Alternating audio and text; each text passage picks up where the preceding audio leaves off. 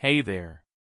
Tonight, we step back to New York City in the glittering, gaudy, gold-plated 1880s, the age they would later call the Gilded Age, when American fortunes grew so vast and so fast that the men and women who held them scarcely knew what to do with all of it, and set about building a world of Fifth Avenue palaces and Newport cottages and diamond-studded balls to rival the courts of Europe.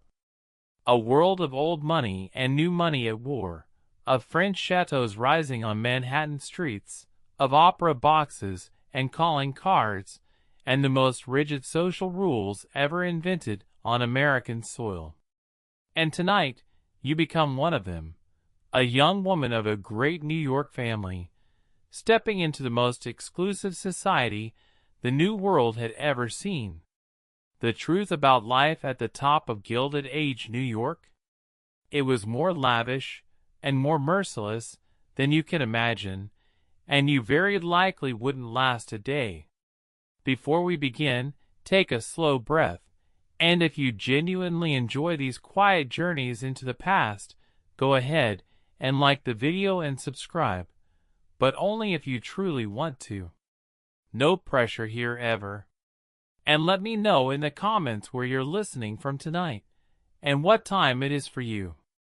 I always love picturing all of us, scattered across the world, settling in under the blankets together, drifting off to the same old stories. Now dim the lights. Sink into your pillows. Let your shoulders grow heavy. And let's step back together to a cold, bright morning on Fifth Avenue, in the age of the great fortunes, where you are about to wake into a life of unimaginable luxury, perched on the edge of the most unforgiving social battlefield in America. Congratulations. You have just woken up as a lady of Gilded Age New York. The good news: you are rich beyond the dreams of ordinary people, cradled in a marble mansion, dressed by the finest houses of Paris, waited upon by an army of servants, with nothing to want for and nothing to do but enjoy. The bad news: you have entered a society so obsessed with rank, so ruthless about who belongs and who does not, so governed by unwritten rules and merciless judgments, that a single wrong step, the wrong dress, the wrong guest, the wrong word, the wrong marriage, could see you frozen out of the only world that mattered to you forever.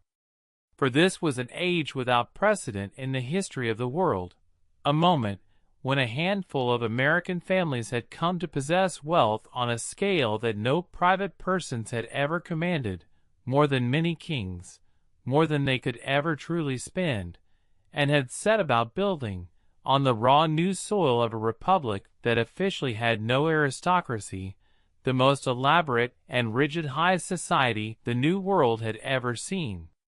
It was gaudy, and it was glorious, cruel and dazzling, absurd and magnificent all at once, and you have been set down in the very middle of it, at the top, with everything to gain and everything to lose. But let us not begin in dread. The morning is bright, the mansion is warm, and you have a great deal of being magnificent and surviving to do. The mansion around you is a palace in the truest sense: marble halls and sweeping staircases, ballrooms and picture galleries and conservatories, rooms paneled in wood brought from old European houses, hung with tapestries and paintings, floored in parquet and marble, lit by great chandeliers, warmed by dozens of fires, filled with treasures gathered from across the world. It is a house built to overawe, to announce a fortune so vast it hardly knows its own limits, and you live in it as its mistress or its daughter, as naturally as an ordinary person lives in an ordinary home. You wake in a great bedroom on the upper floor of that Fifth Avenue mansion, in a bed hung with silk, and for a moment, in the soft morning light, everything is quiet and still. The room around you is a small museum of wealth: silk on the walls, a marble mantel, heavy carved furniture, thick carpets, the soft kiss of the gas lamps, every object costly and correct. Beyond the tall windows, Fifth Avenue is waking to another cold bright morning, the carriages beginning to move, the delivery vans arriving, the whole great machinery of the richest city in the New World stirring into life. And then the day's vast machinery begins to stir around you. Somewhere below, a household of dozens of servants is already hours into its work, the fires lit, the silver polished, the day's provisions arriving at the tradesman's entrance, and your own maid appears, soft-footed, to draw the curtains and bring your morning chocolate and begin the long business of making you ready to face the world. For you do not, of course, do anything for yourself. You are a lady of the highest society in America, and your entire life is a performance staged and supported by others. And from the moment you open your eyes, that performance has already begun. Everything you do today will be observed, weighed, remembered, and reported through the whispering network of society, and your whole future rests on playing your part to perfection. Sleep well, you tell yourself.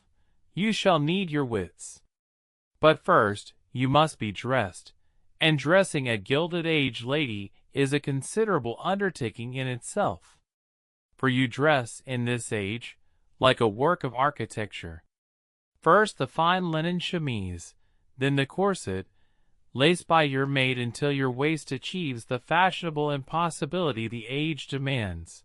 Then the layers of petticoats, the bustle that thrusts the skirts out behind in the shape of the moment, the whole elaborate underpinning of a lady's silhouette. And over it all goes the gown. And here we arrive at one of the great obsessions of your world, for the gowns of Gilded Age society were not merely clothes, but declarations of war, of wealth, of status, ordered at staggering expense from the great couture houses of Paris, above all from the house of Worth, whose creations the American millionairesses bought by the trunkload.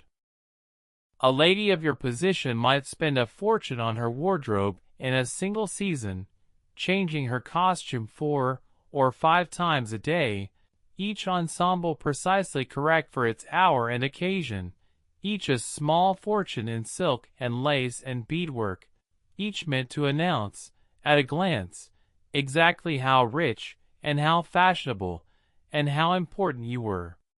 The house of Worth in Paris was the temple of it all, the great Charles Frederick Worth having very nearly invented the whole idea of the couturier as an artist whose creations the rich must have, and the American millionairesses were his most lavish customers, crossing the ocean to be fitted, ordering gowns by the dozen, thinking nothing of spending on a single season's wardrobe what a working family might live on for a lifetime.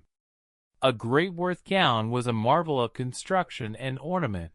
Yards of the richest silk and velvet and satin, hand-worked embroidery, lace and beadwork and trimming, each one a unique creation fitted to its owner and never, ideally, to be seen twice at the same great occasion.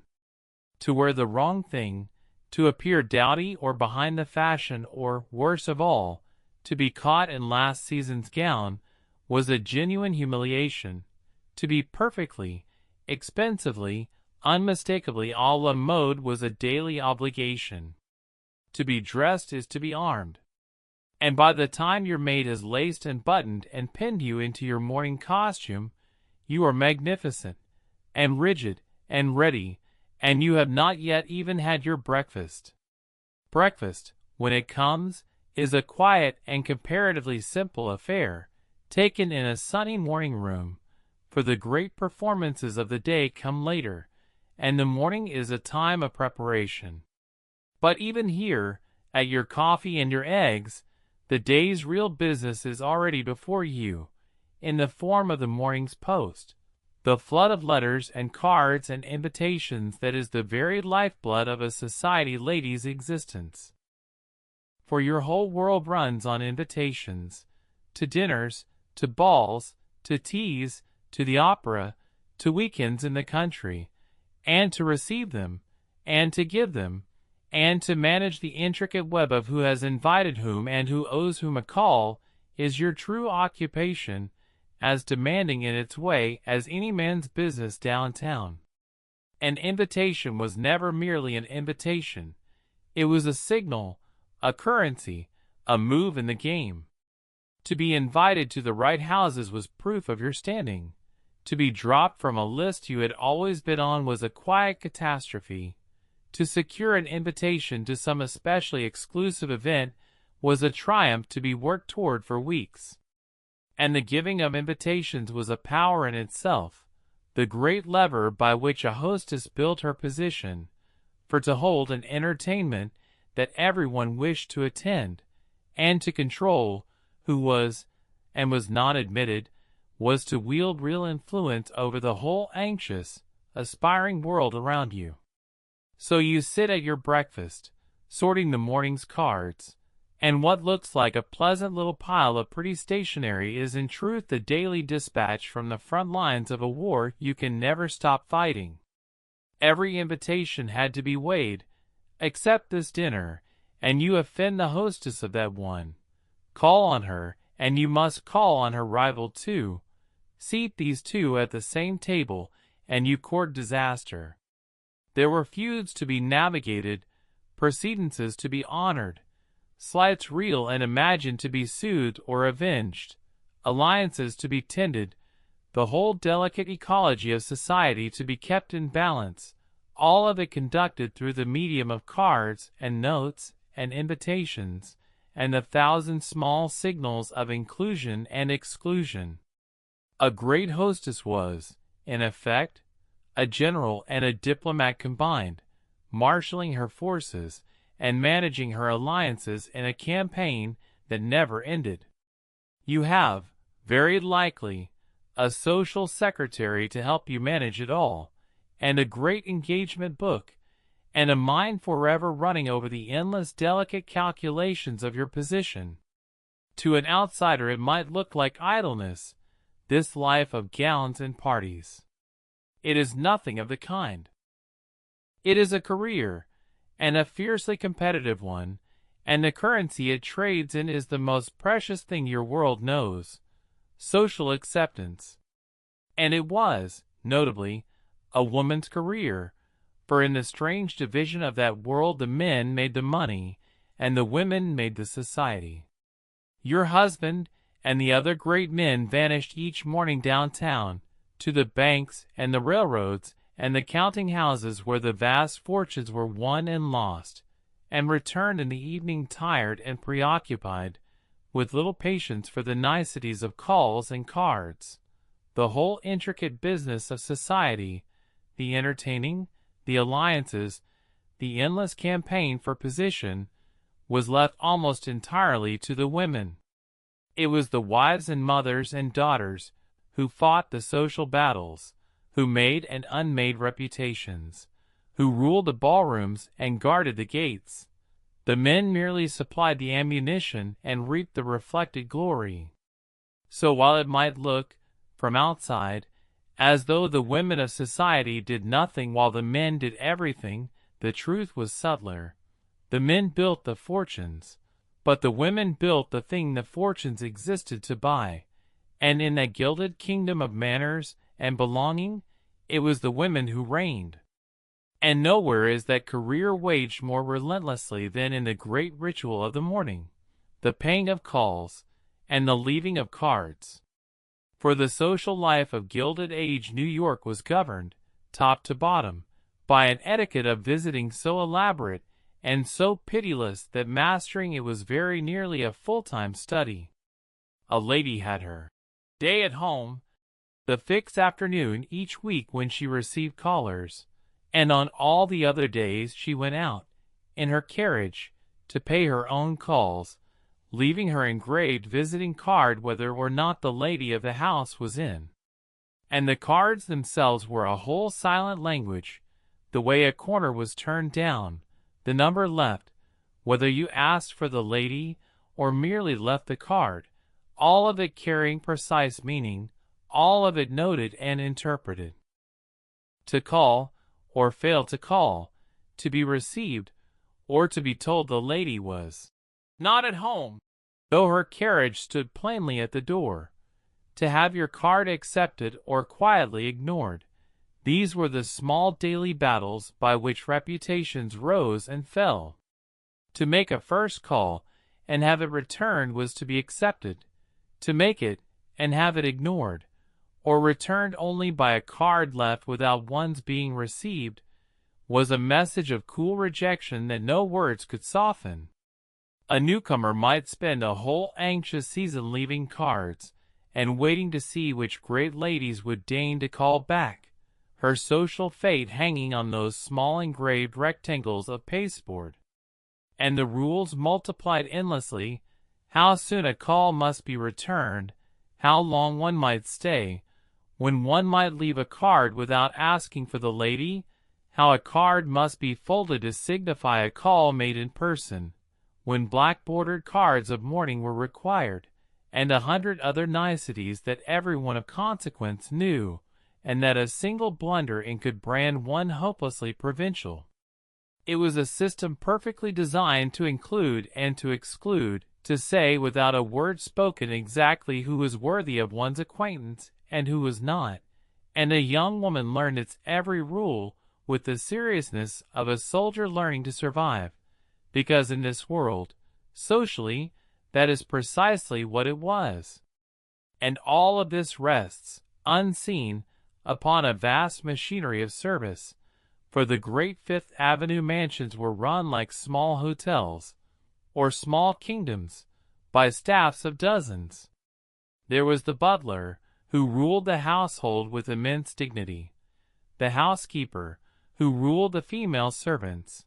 There were footmen in livery, and parlor-maids, and chambermaids, and kitchen-maids, and laundry-maids, cooks and scullery-maids, coachmen and grooms and stable-boys, ladies'-maids and valets, a whole hidden population living and working in the basements and back stairs and attic rooms, laboring from before dawn until long after the family slept to keep the great house running in seamless splendor. You glided through the beautiful rooms above. They toiled, invisible, in the world below, and the whole gleaming performance of your life was built upon their unresting labor. A lady of your station scarcely thought about them, any more than she thought about the plumbing, and yet, without that silent army, the entire dazzling edifice of her existence would have collapsed in an afternoon. Now, presiding over the whole glittering world you have entered, seated on a throne no one elected but everyone acknowledged, was one woman, and to understand Gilded Age New York at all, you must understand her power. Her name was Mrs. Astor, and for a generation she was, quite simply, the queen of American society, the supreme arbiter of who did and did not belong. With her ally, the social oracle Ward McAllister, she was said to have defined the very boundaries of acceptable society, drawing up the list of those who truly counted, the famous 400, so called, the story went, because that was the number of people who could fit comfortably into Mrs. Astor's ballroom, and, not coincidentally, the number of people in all of New York who genuinely mattered. To be on that list was to exist. To be off it was to be nobody, however many millions you might possess. Mrs. Astor's annual ball was the very summit of the social year, and an invitation to it was the ultimate proof that you had arrived. She guarded the gates of society like a dragon, and her approval, or her cold refusal, could make or unmake a family. In the whole of New York, there was no power quite like hers, and you, as a young woman finding your place, must forever arrange yourself with one eye always on the great lady's favor. And Mrs. Astor did not rule alone, for at her side stood a most peculiar and powerful figure, Ward McAllister, the self-appointed arbiter of American society, a man who had made it his life's whole work to study, codify, and police the manners and membership of the elite. It was McAllister who coached the ambitious in the intricate rules of the game, who organized the exclusive subscription balls, who served as Mrs. Astor's herald and prime minister, and who gave the age its most famous phrase when he declared that there were really only about 400 people in fashionable New York society. The rest, he sniffed, would feel ill at ease in a ballroom. He fussed endlessly over the details of precedence and etiquette, over who might be admitted and who must be kept out, over the correct way to give a dinner or lead a cotillion, elevating snobbery very nearly into a science. To the ambitious, a man like McAllister was a ladder; to the excluded, a wall, and his pronouncements, absurd as they can seem to us, carried real weight, for in a society obsessed with belonging, the man who claimed to define belonging held genuine power.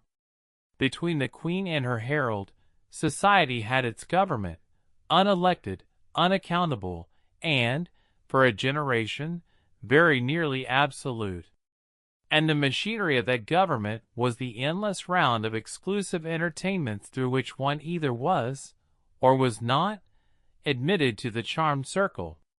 There were the great subscription balls, to which one could be invited only by the reigning patriarchs of society.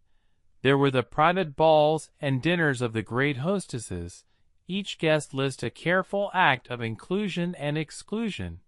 There was the whole apparatus of introductions and sponsorships by which a newcomer might, with the right backing and the right fortune and the most exquisite care, be gradually admitted, or, with a single misstep, be quietly and permanently frozen out. To climb in this world was a campaign of years, requiring money, of course, but far more than money, patience, cunning, flawless manners, the right friends, the right house, the right clothes, and an unerring instinct for the thousand tiny rules that governed everything. Many tried, many failed, and the failures were merciless, for society had a long memory and a cold heart, and a family that had been snubbed or had blundered might spend a generation living the mistake down. It was, beneath all its glittering surface, one of the most ruthless competitions in America, a competition whose only prize was the right to belong. For the deepest truth of your world, the war that ran beneath all the balls and the calls, was the war between old money and new. On the one side stood the old families, the Knickerbockers, the descendants of the original Dutch and English settlers, the people who had been rich and respectable for generations, who looked upon their position as a birthright and upon the newly wealthy as vulgar upstarts. On the other side surged the new fortunes, the vast and dizzying wealth thrown up by the railroads and the steel mills and the oil fields, the Vanderbilts and their kind, families who a generation before had been nobody and who now possessed more money than the old aristocracy had ever dreamed of, and who wanted, fiercely, the one thing their millions could not simply buy: social acceptance. The old guard barred the doors, the new money battered upon them. And this great collision, the desperate, ingenious, ruthless campaigns by which the new fortunes forced their way into society, and the haughty defenses by which the old families tried to keep them out, was the central drama of Gilded Age New York, the thing that gave its glittering surface such a hard and anxious edge. The tactics of that war were ingenious. The new money learned that it could not simply buy its way in, and so it found subtler routes, marrying a daughter into an old family or into European nobility to borrow their prestige, cultivating a well-born sponsor to make the crucial introductions, building a house or giving an entertainment so magnificent it could not be ignored, endowing the opera or the museum or the charity that society cared about, waiting, spending, scheming, pressing, year after year, at the barred door. and the old families fought back with the only weapon that was truly theirs, the cold power of exclusion, the refusal to call, to invite, to acknowledge, the drawing of an invisible line that all their millions could not buy the newcomers across. But it was, in the end, a losing battle for the old guard, for the new fortunes were simply too vast and too many. Every year brought fresh millions hammering at the gates, and the old walls, however stoutly defended, were destined to give way. You lived, whichever side you were born on, inside that war, and its battles were fought in ballrooms and at dinner tables, with invitations for weapons and reputations for territory. When the morning's calls are done, there is shopping to be attended to. For another of the great pleasures and occupations of a society lady was the acquisition of beautiful things. You might drive down to the Ladies' Mile, the fashionable shopping district, where the great department stores and specialty shops displayed their wares in a splendor never seen before, palaces of commerce full of silks and laces, and gloves and fans, and all the endless small necessities of an elegant life. Everything a lady wore and used announced her taste and her wealth, and the choosing of it, the fittings, the orders, the deliveries, filled many an agreeable hour. The great stores of the Ladies' Mile were themselves palaces of a new kind, vast emporia of iron and glass and marble, their windows dressed with the latest fashions, their counters heaped with silks and gloves and laces and fans, and all the endless furnishings of an elegant life, staffed by armies of clerks eager to serve a wealthy customer. Shopping was one of the few pursuits that took a respectable lady out into the public world on her own account, and it was a real pleasure. The choosing, the touching of beautiful things, the deliveries that would follow to the house, the small delicious spending of a fortune that never seemed to run out. And to be seen shopping in the right places, dressed in the right things, stepping from a fine carriage attended by a footman, was itself a small performance in the great daily theater of society, one more way of displaying to the watching world exactly who and what you were. And it is worth pausing to walk, in the mind, up Fifth Avenue itself, for the street had become the very showcase of American wealth, a procession of palaces such as the New World had never seen. Where a generation before there had been modest brownstones, now rose one after another the great mansions of the new fortunes, French châteaux and Italian palazzi and Loire Valley castles, built of imported marble and limestone by the finest architects, filled with the plundered treasures of Europe, whole paneled rooms bought from old French houses and shipped across the sea, tapestries and paintings and statuary, marble staircases and gilded ballrooms and picture galleries and libraries of rare books that their owners sometimes could not read. Each was grander than the last, for the building of mansions had itself become a form of competition, a way of announcing one's arrival and outshining one's rivals in stone and gold. They were staggeringly expensive to build and to run, these palaces, and many were used for only a few months of the year and torn down within a generation.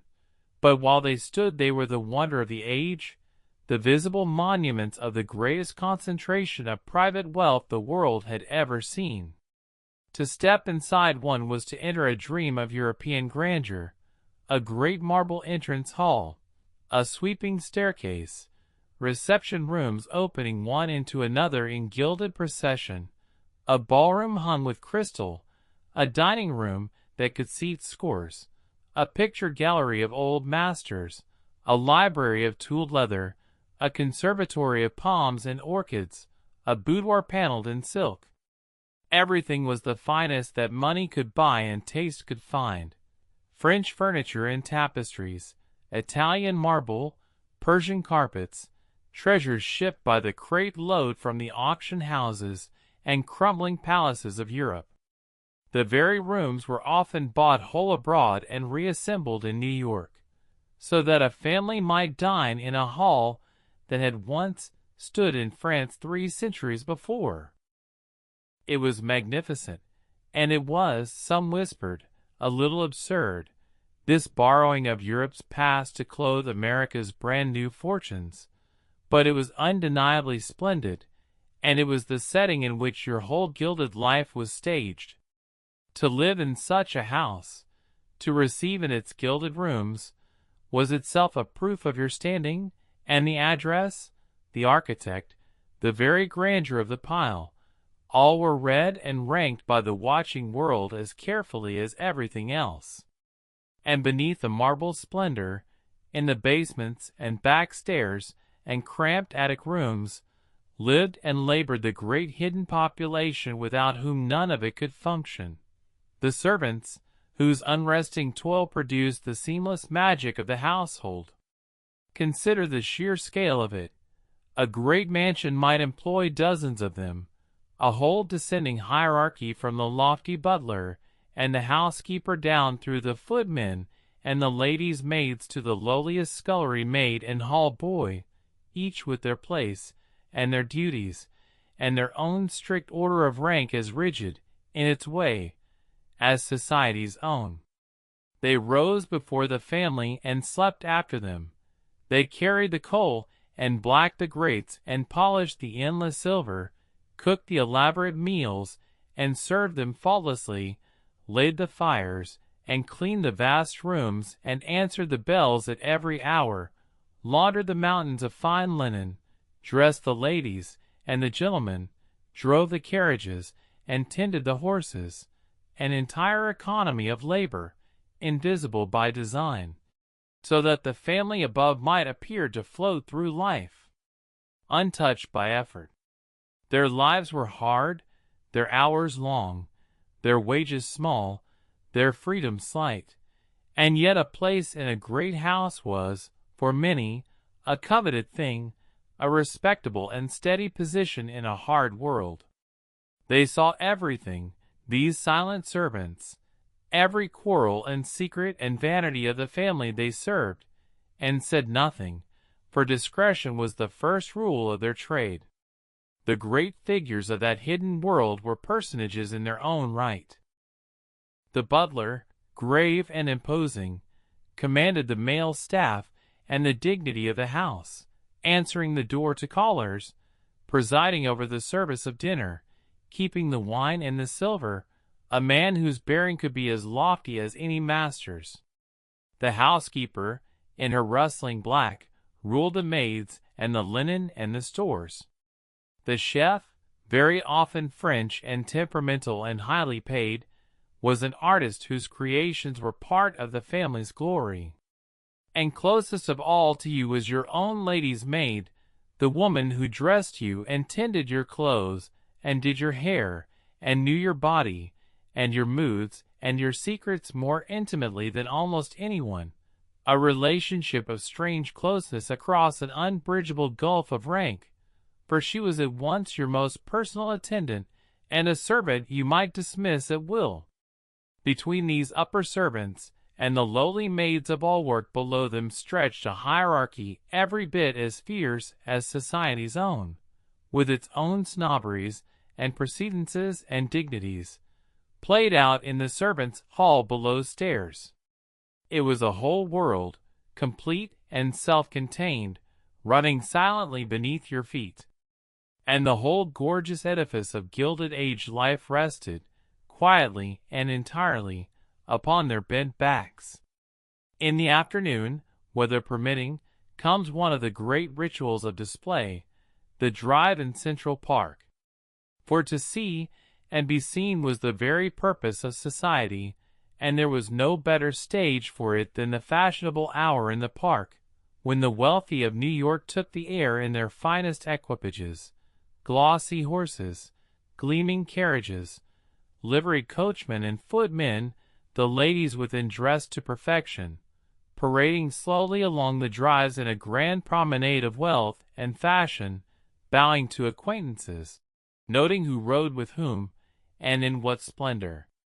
Your carriage and horses were themselves a statement of your standing, as carefully chosen and as ruthlessly judged as your gowns.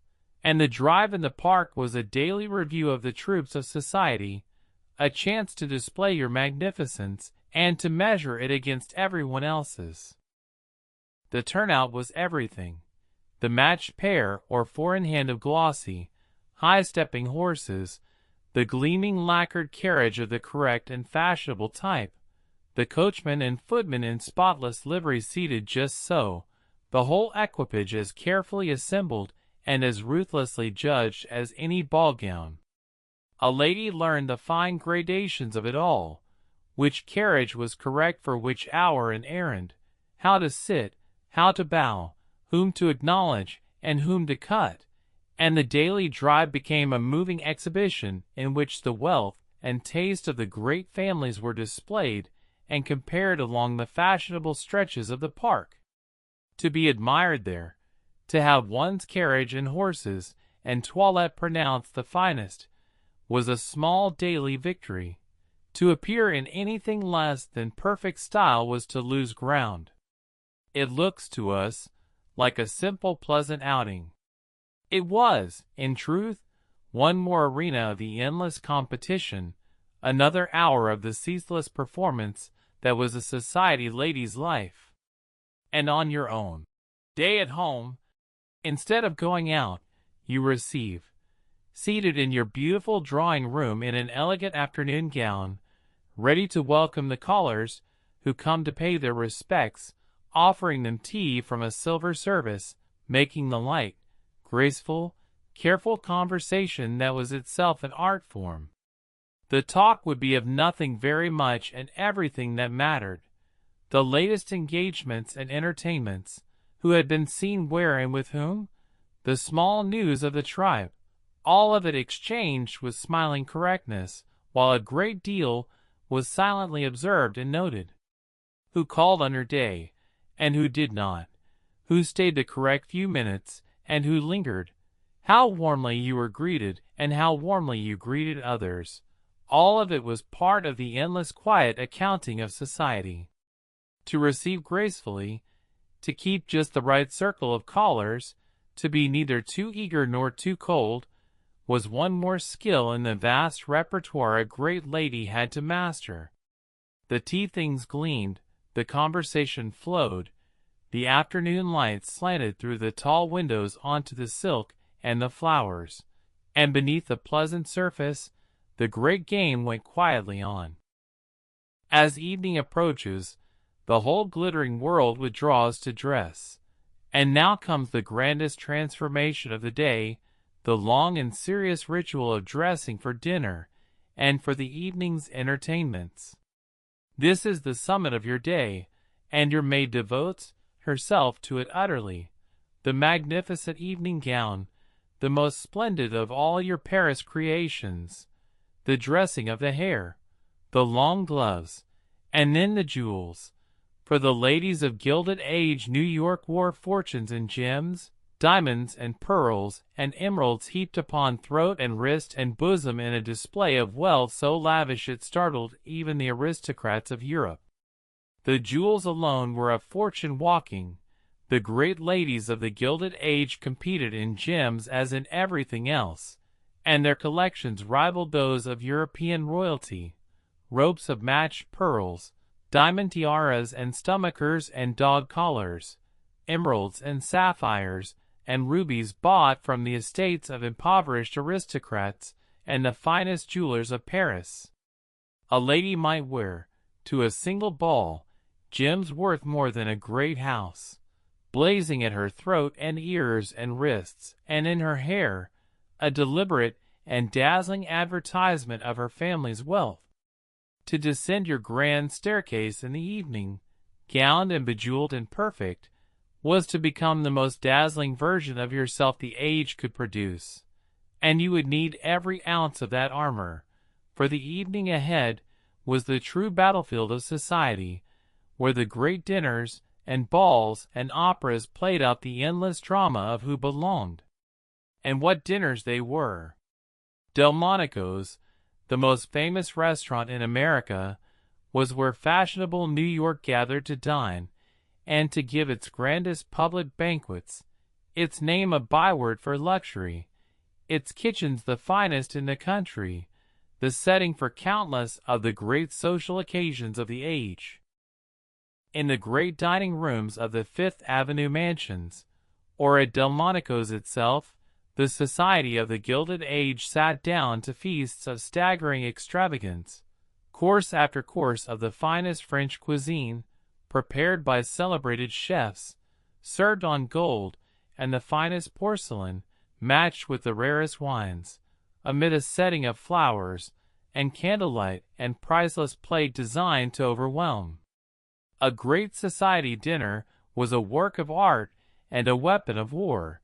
Its every detail, the guest list, the seating, the menu, the flowers, the favors, calculated to display the hostess's wealth and taste and to cement her standing.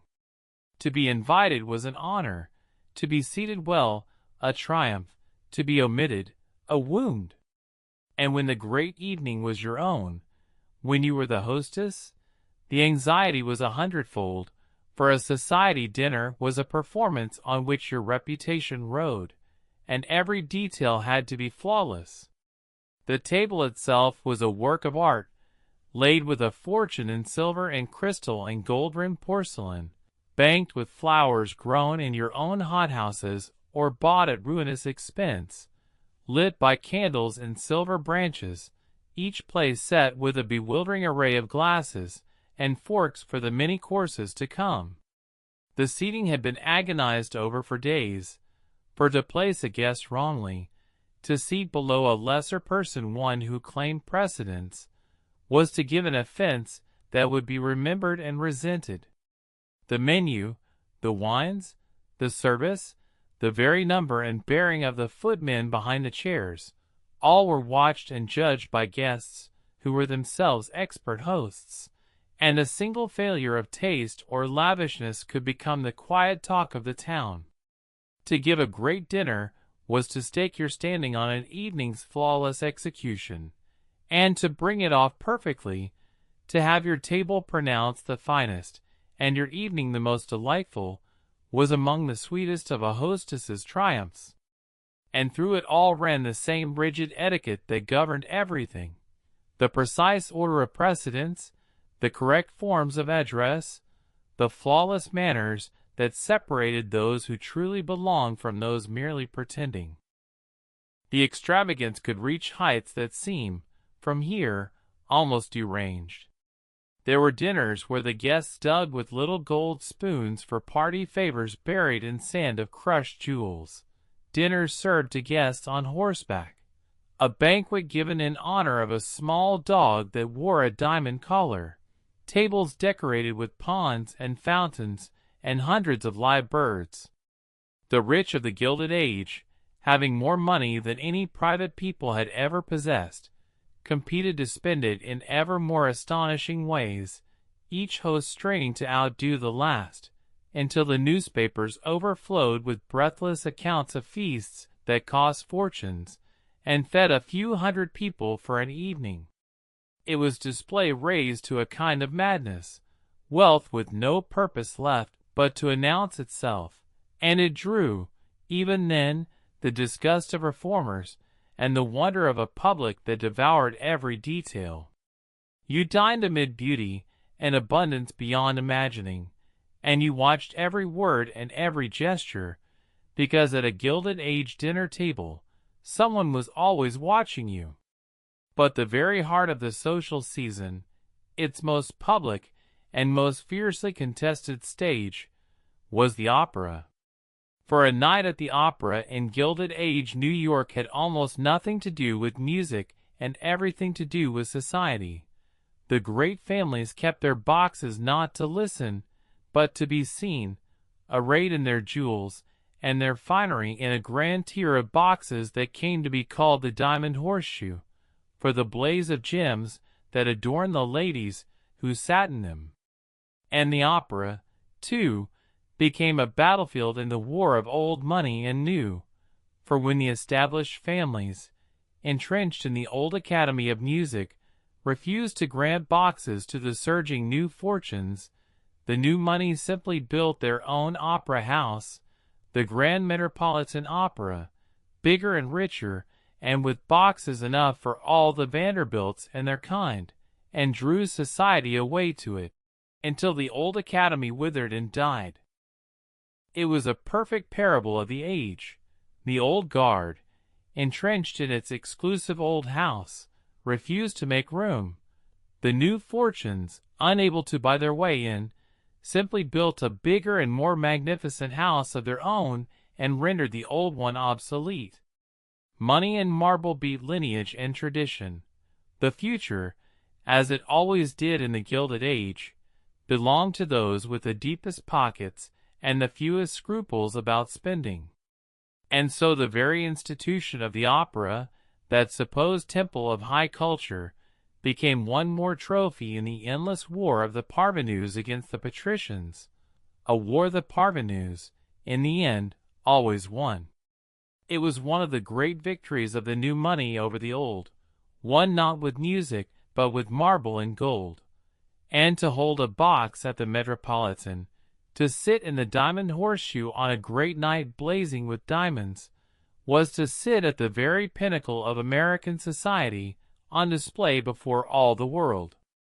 Picture the scene on a great gala night, the horseshoe of boxes rising tier on tier, each one a little stage of its own, hung with a crest and filled with the family and guests of one of the great houses, the ladies gowned by Worth and loaded with jewels, the diamonds catching the light, so that the whole vast curve of boxes seemed to burn and glitter, the coming and going between the boxes during the intervals, the paying of calls, the exchange of gossip and assessment, the whole society of New York gathered in one gorgeous room to watch not the stage but each other. The performance on the stage was almost incidental. The real opera was in the boxes, the endless human drama of who sat where and with whom and in what splendor, played out night after night before the most fashionable audience in America. The ritual of it was precise.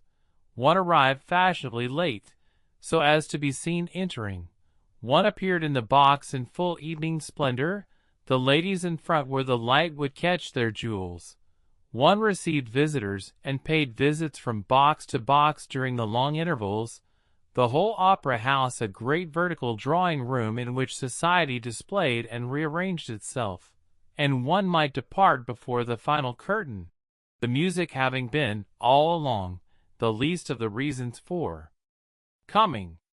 A family's box was passed down and fought over and treasured as one of the great possessions of its social life.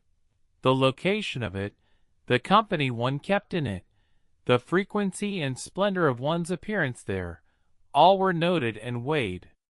To own a box was to have arrived. To be invited to sit in the right one was a mark of favor, and the whole glittering institution was, like everything else in this world, one more magnificent arena for the endless contest of belonging. And then there were the balls, the great costume balls and society balls that were the crowning spectacles of the Gilded Age, evenings of such staggering extravagance that they astonished a nation.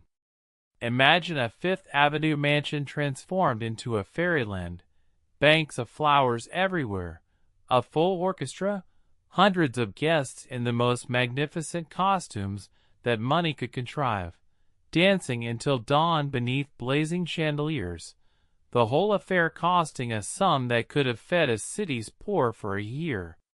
The preparations for such a ball might take months, the costumes designed and made, some so elaborate they cost small fortunes on their own, the mansion decorated until it was scarcely recognizable, whole rooms banked in roses, fountains and arbors and bowers conjured indoors, the supper planned to the last detail, the finest delicacies and rarest wines, the guest list agonized over, for to be left off was a wound, and to be included a triumph.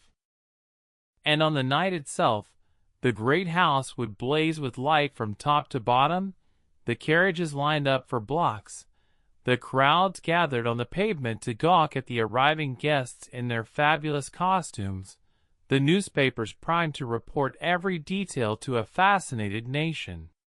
It was theater on the grandest scale, wealth transmuted into pure spectacle, a single night's entertainment that could cost what a laborer might not earn in many lifetimes.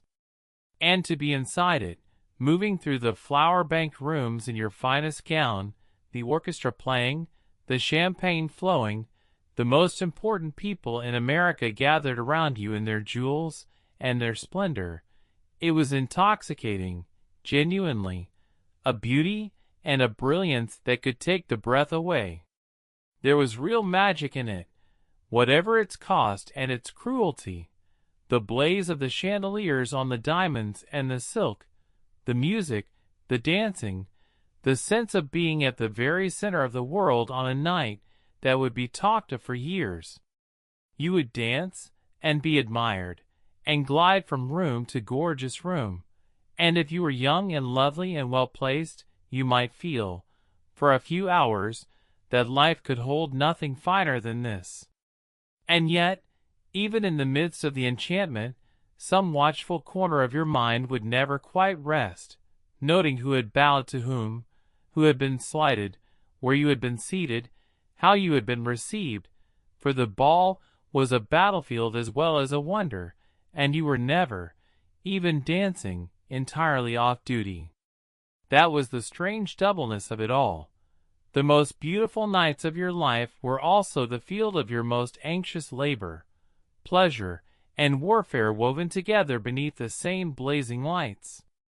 The great balls were the ultimate expression of Gilded Age society. Its wealth, its ambition, its ruthless competition all poured into a single dazzling night, and to give a truly legendary ball, or to be invited to one, was to make or confirm one's place at the very summit. And the great set piece of the evening was the cotillion, or German, that elaborate dancing game led by a chosen gentleman, in which the dancers performed intricate figures and exchanged little gifts called favors, trinkets and flowers and ribbons handed out according to the leader's whim, so that to be much favored was a small public triumph and to be overlooked a small public sorrow. It could run for hours, deep into the night, a whole social drama of choosing and being chosen played out in the steps of the dance, and to lead it well was a mark of real distinction. The ballroom itself would be a wonder, banks of roses and orchids brought in by the carload, the finest orchestra, a supper of terrapin and canvasback duck and champagne served at midnight, the whole affair a fortune poured out for a single night's glory. You danced the quadrille, and the waltz, and the intricate figures of the cotillion. You were watched, and judged, and remembered, and somewhere beneath the music and the flowers, the endless war of society raged quietly on, invitation by invitation, until the candles burned low and the carriages were called, and the great house emptied at last into the gray light of morning. And when the summer came, the whole glittering world simply moved to Newport, the little seaside town in Rhode Island that the great families had made their summer capital, where they built along the cliffs a row of cottages that were in truth some of the most palatial mansions ever raised in America, marble palaces named with mock modesty, as though they were mere holiday cabins. There the season went on much as in the city, only in the sea air. The calls, and the teas, and the dinners, and the balls, the drives along the ocean, the endless display and competition, transplanted whole to the summer coast.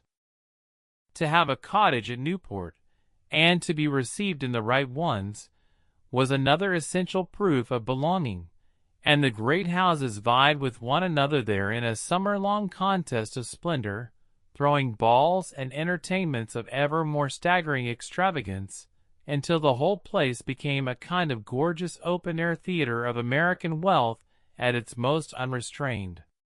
The names of those Newport palaces still echo with the grandeur of the age.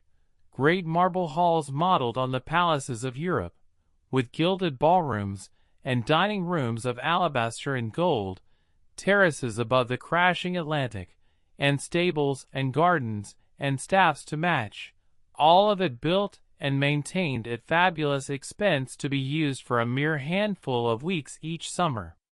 There the rituals of the season played out against the backdrop of the sea, the morning bathing and the afternoon drives along the ocean cliffs, the lunches and the lawn parties, the great dinners and the balls that ran till dawn, the whole leisured, competitive, glittering life of society transplanted to the coast for the hot months.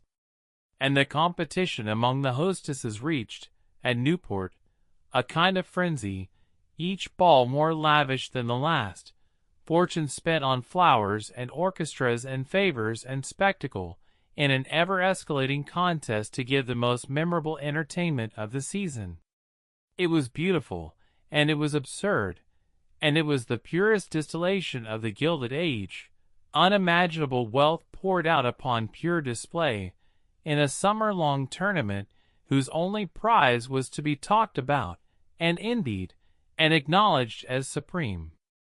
And beyond Newport lay Europe, the other great destination of American society, for the wealthy of the Gilded Age crossed the Atlantic constantly, to shop in Paris for their gowns and their treasures, to take the waters at fashionable spas, to tour the great cities, and buy up the art and antiques of the old world, and above all to mingle with the European aristocracy whose ancient prestige they so admired and so wished to marry into. A season in London or Paris, presentation at a European court, the acquaintance of real dukes and countesses, these were social prizes of the highest order, for all America's democratic pride could not quite cure its yearning for the glamour of titles and old bloodlines. The great liners carried the American rich back and forth in floating luxury, the grand hotels of Europe filled with them, and the traffic ran both ways, as impoverished European nobles came to America hunting the heiresses whose fortunes could save their estates. It was a whole transatlantic society of wealth and rank in restless motion, and to move gracefully within it, to be received on both sides of the ocean, was the mark of the truly arrived. Your world, in other words, was not bounded by New York at all. It stretched across the sea, and a great lady was expected to shine in Paris and London as surely as on Fifth Avenue.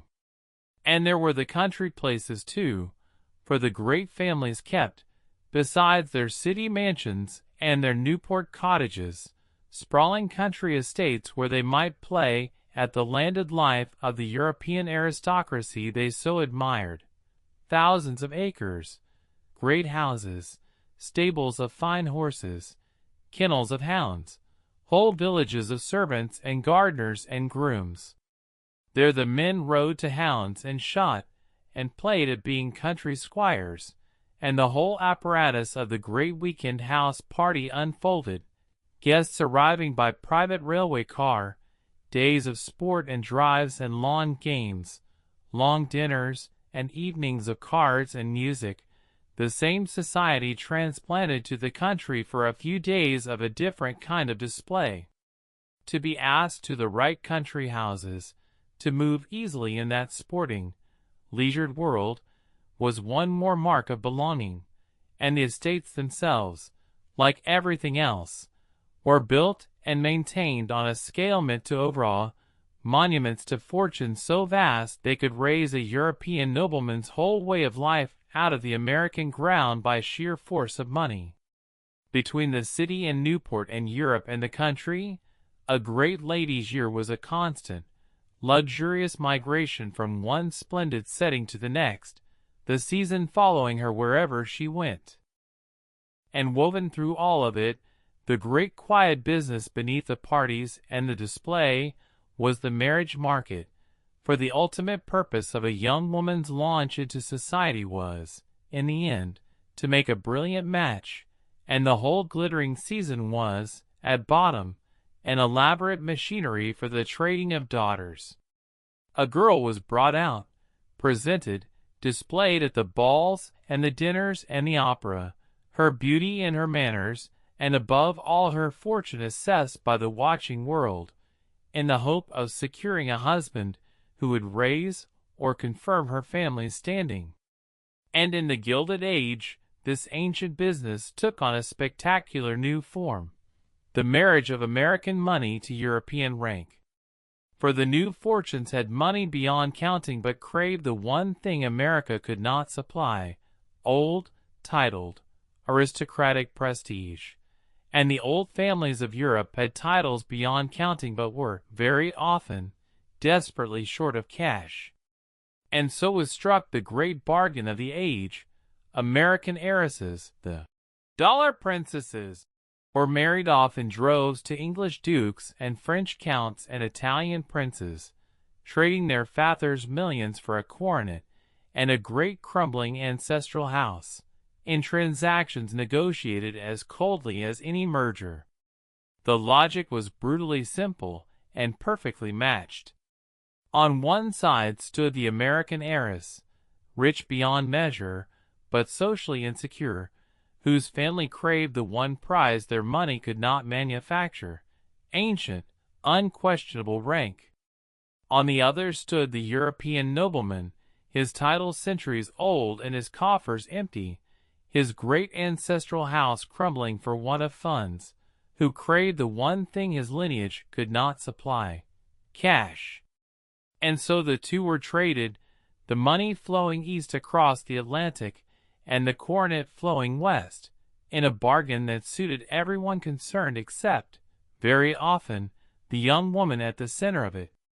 For the girl herself it might mean a glittering title and a miserable marriage to a cold stranger in a foreign land. For her ambitious mother it meant the ultimate social triumph. Dozens of these matches were made across the decades, and the grandest of them were the sensations of their day, splashed across the newspapers of two continents. American railroad and mining and banking heiresses transformed into English duchesses and countesses, French princesses, the wives of ancient European houses, their vast dowries shoring up crumbling castles and estates from England to Italy. Some of these marriages, in time, found their way to affection or at least to a workable peace. A good many were simply unhappy, the young bride discovering too late that she had been bought for her money by a man who neither loved nor respected her, and finding herself marooned in a foreign country, in a cold great house, among strangers who looked down on her origins even as they spent her fortune. Behind a great many of them lay the tears of a young woman traded, like everything else in this world, for status. You, as a marriageable girl of great fortune, were yourself a piece in this game, whether you wished to be or not, an asset to be deployed for your family's advancement, your own heart a secondary consideration at best. Now, running beneath all of this glamour, as beneath every world we have wandered together, was an iron code of rules, and for a woman, those rules were especially strict, and the penalties for breaking them especially severe. A lady's reputation was her most precious and most fragile possession, and it was guarded with ferocious care. A young unmarried woman was chaperoned everywhere, never left alone with a man, her conduct watched at every turn. A married woman moved with more freedom, but under no less scrutiny, for the faintest breath of scandal, a flirtation noticed, a divorce, an impropriety real or merely rumored, could bring the whole gleaming edifice of her position crashing down. And the cruelty of it, when it came, was absolute and often silent.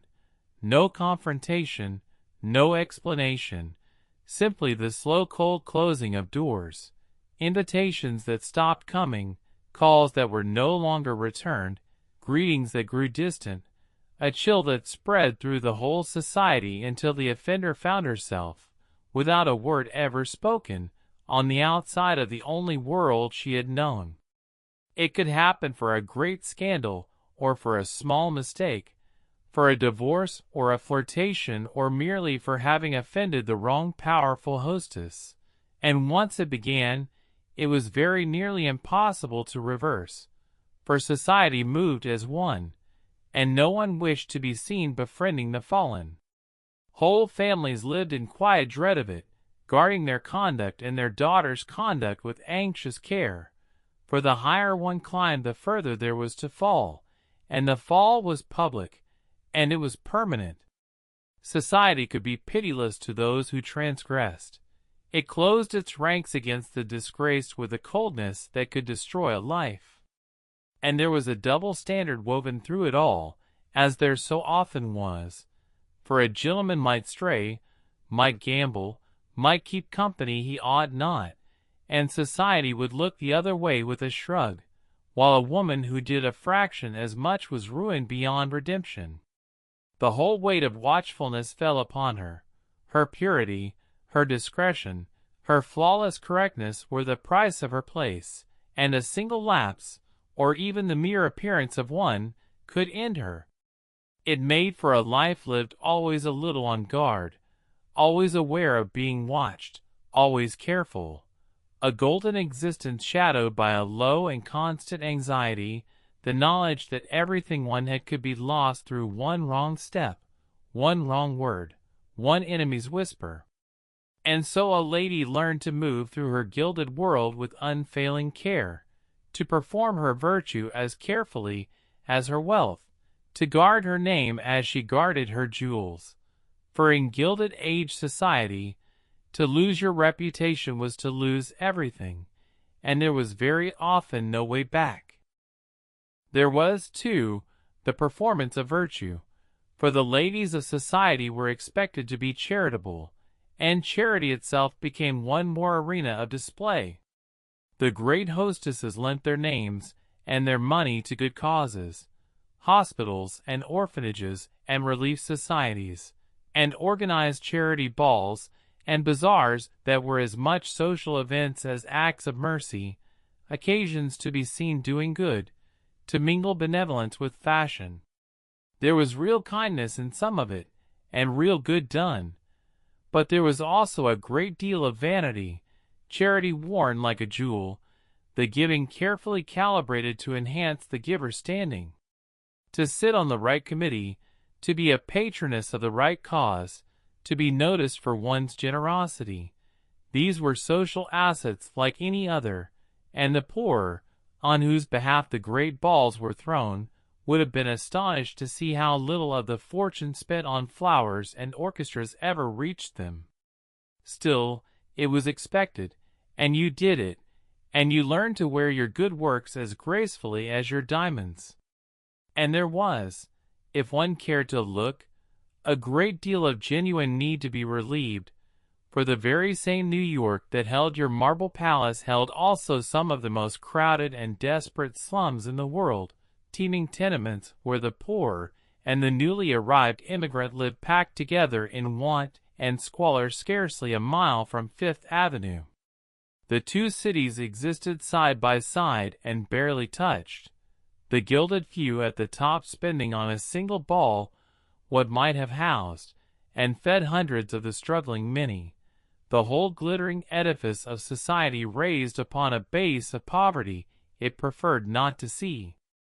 It was this staggering gulf between the fabulous wealth of the few and the grinding poverty of the multitude that would, in time, give the Gilded Age its very name, for gilding, after all, is only a thin skin of gold over something baser, and the thinkers who coined the phrase meant exactly that, a glittering surface over a great deal of hardship and corruption beneath. From inside your gilded world, you saw little of it, but it was there, always, the other half of the age, the shadow that its dazzling light cast. And underlying the whole year was the great calendar of the season, the fixed rhythm that governed a society lady's life. The winter was the height of it, the New York season, from the new year through the early spring, a whirl of balls and dinners and operas packed so tight that a fashionable woman might attend some entertainment nearly every night for weeks, changing her gowns, paying her calls, keeping up an exhausting social pace that was, for all its glamour, genuinely grueling. A fashionable woman at the height of the season might dress for the morning, change for luncheon, change again for afternoon calls, and change a final time into full evening splendor, then dine and dance until the small hours, only to rise and begin the whole round again, day after day, week after week, through the long weeks of the winter. There were mornings after great balls when she scarcely saw her bed, afternoons of calls that stretched her nerves and her patience, evenings when she was expected to be radiant and charming however weary she felt. It was a strange kind of labor, this labor of pleasure, but labor it was, relentless and consuming, and it wore women out. The endless performance, the endless dressing and undressing, the endless being on show. The season was a marathon disguised as a party, and only the strong, or the truly devoted, ran it to the end without faltering. Then the season broke. The great families scattered, to Europe, to the country, and above all, in summer, to Newport, and the round began again in the sea air. There were the rituals that punctuated a lifetime, too. Above all, the coming out, the formal debut by which a young girl was launched into society, presented at a great ball or reception as newly eligible, stepping for the first time onto the stage where her whole future would be decided. From that night she was out, a player in the game, on display in the marriage market, her every appearance watched and assessed. The debut itself was a great event, prepared for a vast expense. The gown ordered from Paris, the ball or reception planned to display the girl to best advantage, the whole of society invited to inspect the new arrival. Before it, a girl was a schoolroom creature, kept back, not yet part of the adult world. After it, she was a young lady with a career to make, and the clock was running, for a girl who lingered too many seasons unmarried began to be whispered about as a failure, left on the shelf. Those first seasons after coming out were the most important of a young woman's life, the narrow window in which her whole future would very likely be decided, and she entered them trained from childhood in every accomplishment thought to attract a good husband, a little music, a little French, graceful dancing, elegant needlework, faultless manners, and in almost nothing that might have prepared her for a life of her own. She was a finished product, brought to market, and the great question that hung over her every appearance was the oldest and, in that world, the only one that truly mattered for a woman. Whom, and how well, would she marry?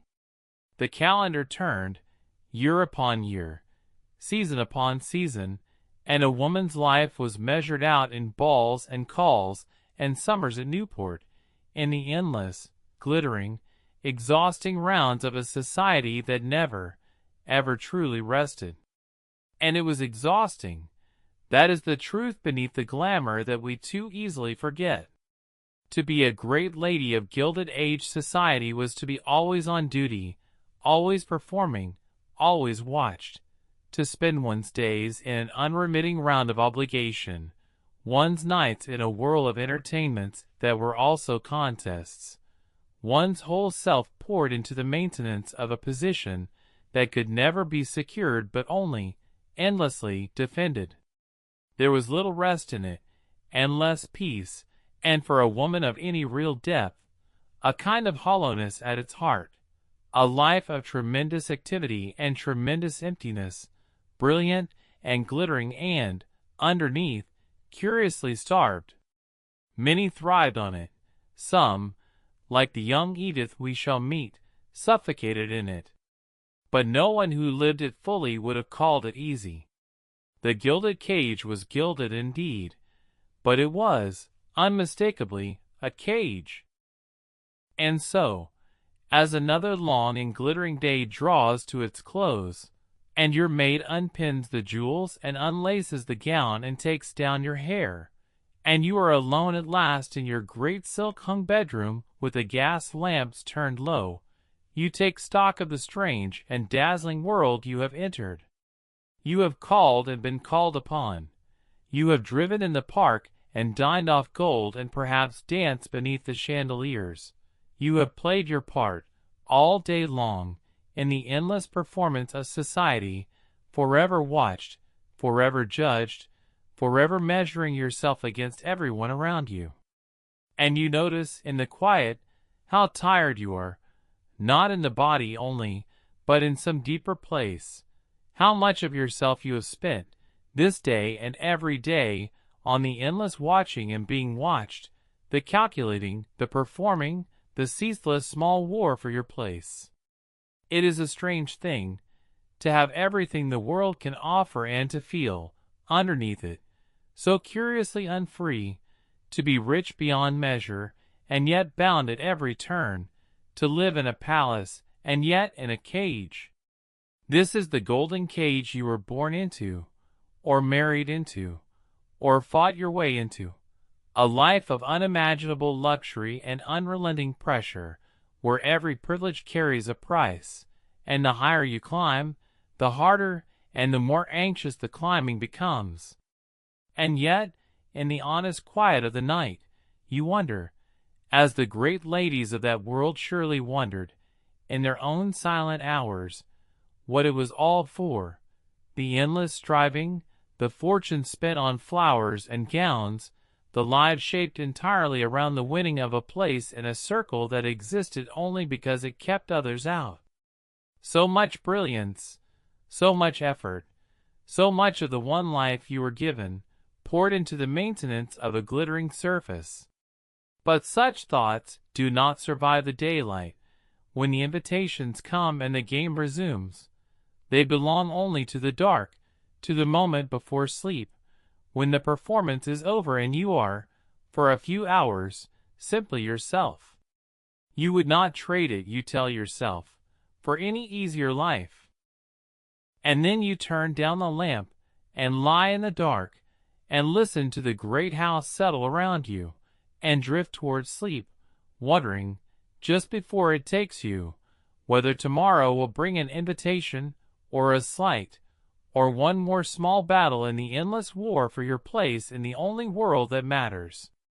Now let the great mansions, and the ballrooms, and the whole dazzling war of society fade gently from your mind, the calling cards and the diamonds, the endless watching and being watched, and let us turn, as we do each night, to three real women who lived at the very heart of Gilded Age New York. Three women who shaped that world and were shaped by it, who fought its battles and paid its prices, and whose lives together tell the whole story of the age. The first fought her way into society by sheer will, and remade it in the fighting. The second ruled it for a generation and guarded its gates, and the third was born inside it, saw through it, and made herself immortal by writing it all down.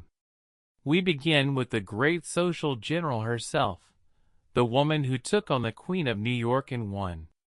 Long before she was the most formidable hostess in America, she was Alva Erskine Smith, a spirited, strong-willed, sharp-tongued young woman from the American South, born into a once comfortable family whose fortunes had been shattered by the Civil War.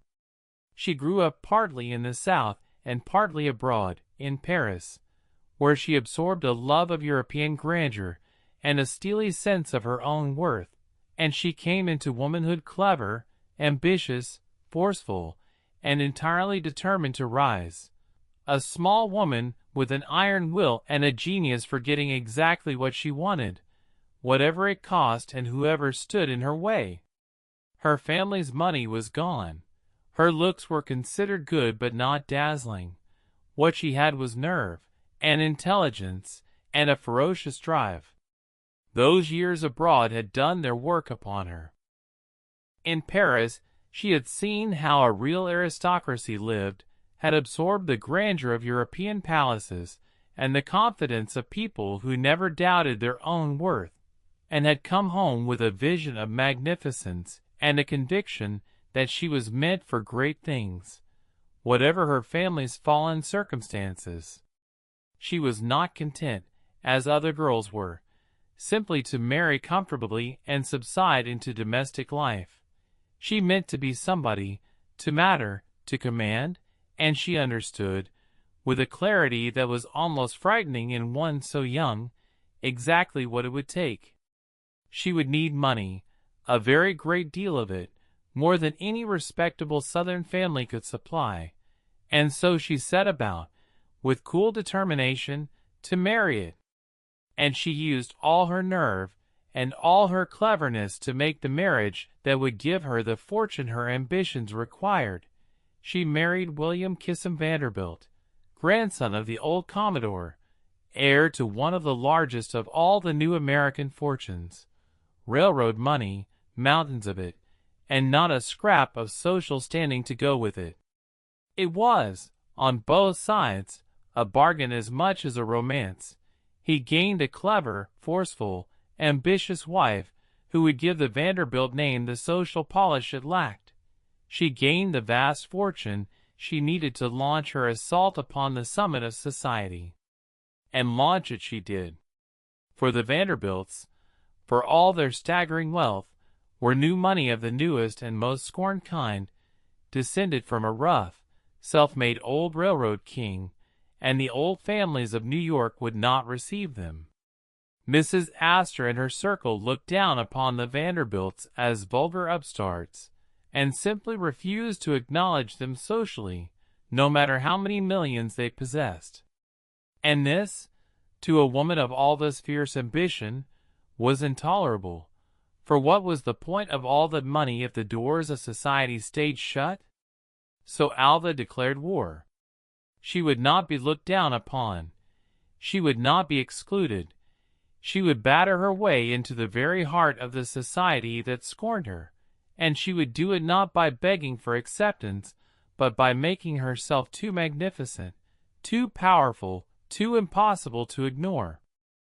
She grasped, with the instinct of a born strategist, that this was a war that could not be won by patience or by pleading, for the old families would never simply relent and admit the Vanderbilts out of kindness. It would have to be forced, and forced by making the Vanderbilts so magnificent, so brilliant, so central to the pleasures of society, that to exclude them would become impossible, even faintly ridiculous. She would not knock politely at the door. She would build a palace next to it so dazzling that the door would have to open. And her chief weapon in this campaign was the thing she understood better than almost anyone alive: the grand gesture, the overwhelming display, the art of the spectacular. Her first great stroke was architectural. Alva commissioned, on Fifth Avenue, a mansion unlike anything New York had ever seen, a vast and gorgeous limestone château in the French Renaissance style, a palace fit for a Loire Valley duke that made the sober brownstones of the old families look drab and mean by comparison. She worked with the finest architect of the age to raise it, sparing no expense, importing the very stone and the very craftsman, and the result was a sensation. A French Renaissance château of pale limestone on Fifth Avenue, all turrets and carved ornament and soaring rooms, a building that looked as though it had been lifted whole from the Loire and set down amid the drab brownstones of New York. It was not merely a house.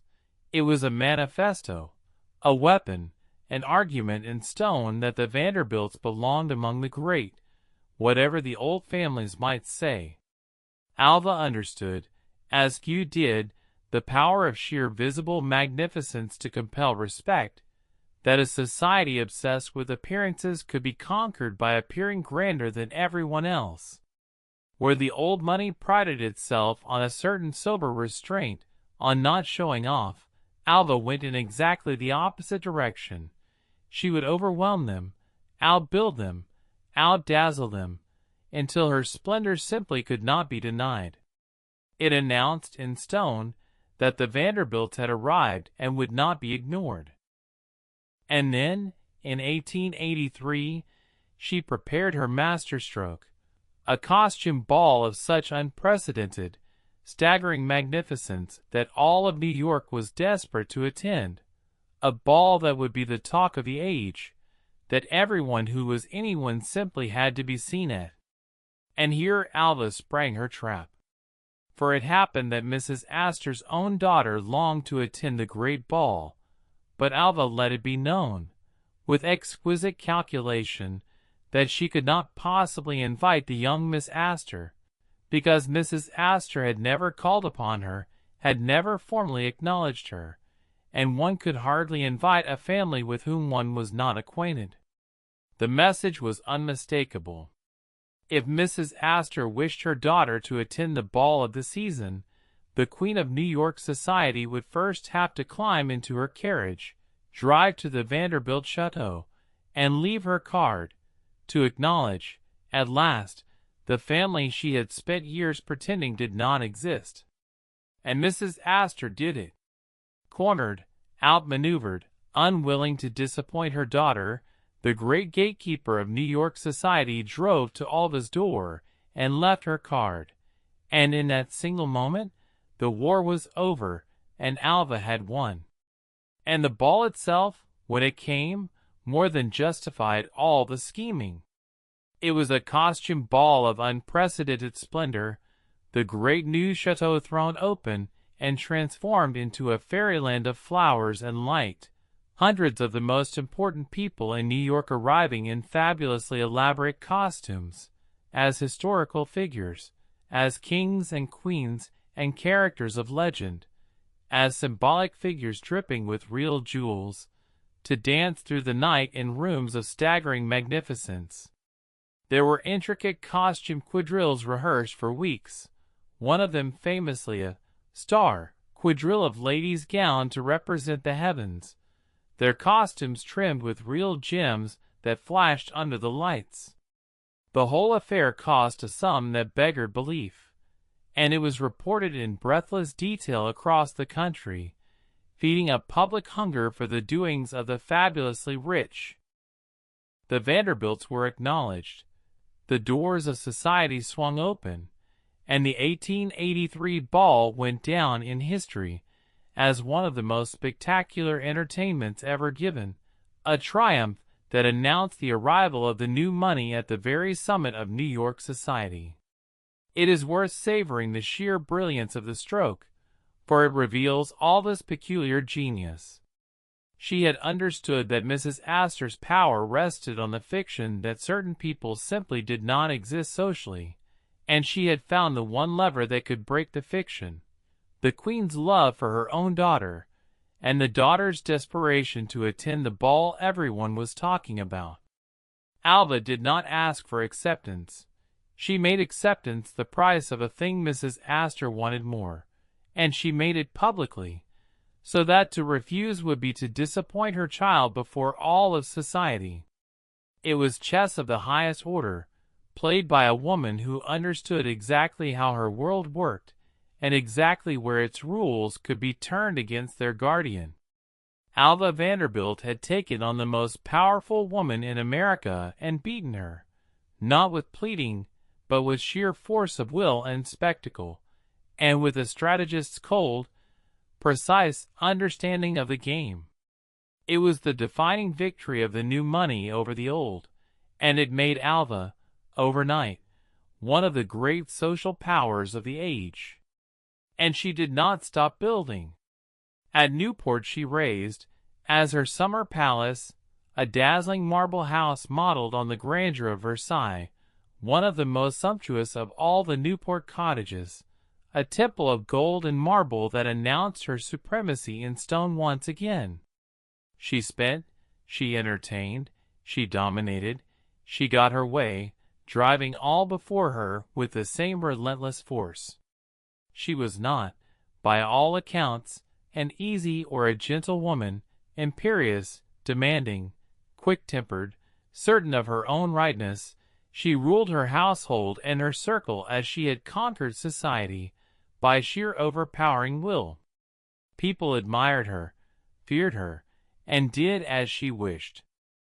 She had wanted to matter, to command, to be somebody, and by any measure she had succeeded beyond all imagining. The poor Southern girl transformed into one of the most powerful women in America. But the same iron will that had won her everything would, before long, turn her life upside down in ways that scandalized even the society she had conquered. But Alva's will did not confine itself to conquering society. She turned it, too, upon her own family, with consequences that would haunt her. Determined that her daughter Consuelo should make the most brilliant marriage imaginable, Alva fixed upon a European title of the highest rank, and browbeat, pressured, and by some accounts very nearly imprisoned her reluctant, weeping daughter into marrying the Duke of Marlborough, a cold and impoverished English aristocrat who wanted the Vanderbilt millions and cared nothing for the girl. The story of that marriage is one of the most painful of the age. Consuelo was a lovely, gentle, intelligent girl who had fallen in love with another man and wished with all her heart to marry him. But Alva had decided that her daughter would be a duchess, and Alva's will was not a thing that a young girl could withstand. By Consuelo's own later account, her mother pressured her relentlessly, isolated her from the man she loved, and at last broke her resistance through a campaign of emotional coercion so severe that the girl finally gave in, and was married, weeping behind her veil, to a cold English duke who made no secret that he wanted only her fortune, and had left his own true love to take her. Consuelo, who loved another, was forced to the altar in tears, traded like a piece of property for a coronet, in one of the most notorious of all the dollar princess marriages by which American heiresses bought European titles. She went off to England to a vast, cold, ancestral palace and a husband who did not love her, and endured years of profound unhappiness before the marriage at last fell apart, though in time she made, on her own terms, a happier life. But the wound of it was real, and the memory of being sold by her own mother for a title never quite left her. The wedding was one of the great spectacles of the age, mobbed by crowds, reported around the world, the pinnacle of the dollar princess phenomenon. An American railroad heiress made an English duchess, her family's new money joined at last to the oldest and grandest of titles. To Alva it was the ultimate triumph, the final proof that the once scorned Vanderbilts now stood among the very highest in the world. But the price of that triumph was her daughter's happiness, paid in full, for behind the pageantry stood a weeping girl marrying a man she did not love at her mother's implacable command. It made Alva the mother of a duchess. It made Consuelo profoundly unhappy for many years. And it stands as the dark side of Alva's iron will. The same force that conquered society could crush the happiness of her own child, and did. Yet Alva was not finished surprising the world, and her later life took a turn that redeemed a great deal. In a step that scandalized society far more than any ball, she did the almost unthinkable for a woman of her position. She divorced William Vanderbilt, walking away from the marriage and daring society to shun her for it. Divorce, in that world, was a scandal of the first magnitude, a thing that could ruin a woman utterly, and see her frozen out of the society she had spent her life conquering. A wronged wife was expected to suffer in dignified silence, not to break the marriage openly and publicly. But Alva, characteristically, refused to accept the rule. She would not endure an unhappy marriage merely to satisfy convention. She took the scandal head-on, dissolved the union, and dared the world to punish her for it. And then, compounding the outrage, she married again, to a longtime family friend, on her own terms and in her own time. It was an act of startling defiance, of a woman insisting on her own freedom in a society that granted women very little of it, and though it cost her, she weathered it, as she weathered everything, by sheer unbreakable will. In hindsight, it looks like the first crack in the door through which her later feminism would come pouring, the moment she stopped bending society to her will and began, instead, to defy its rules altogether. And in her later years this fierce, willful, formidable woman found a cause worthy of her enormous energy: the fight for women's right to vote. Alva threw herself into the suffrage movement with all the force she had once spent on conquering society, pouring her fortune and her ferocious will into the cause, funding organizations, hosting rallies, marching, campaigning, becoming one of the movement's great patrons and generals. She gave enormous sums. She opened her great houses for suffrage meetings and fundraisers. She lent her formidable organizing genius and her instinct for spectacle to a cause that badly needed both. She stood by the more militant wing of the movement when respectable opinion recoiled from it. The same talents that had conquered a ballroom, the will, the money, the flair for the grand public gesture, the refusal to accept a closed door, she turned now upon the far greater project of winning women the vote.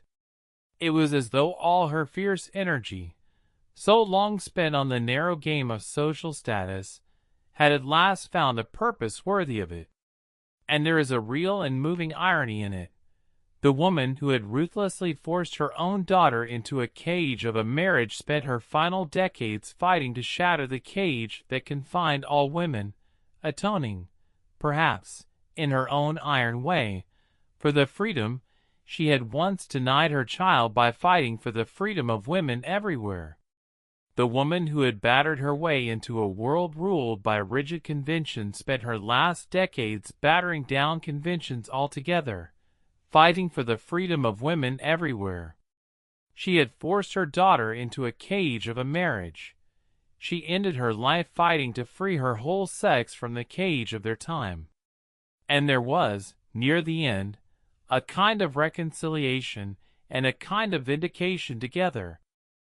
Her daughter Consuelo, freed at last from the miserable marriage her mother had forced upon her, found her own happiness and her own purpose, and the two women, who had wounded each other so deeply over that marriage, came, in Alva's later years, to a measure of peace, united now in the great cause of women's rights that Alva had made her own.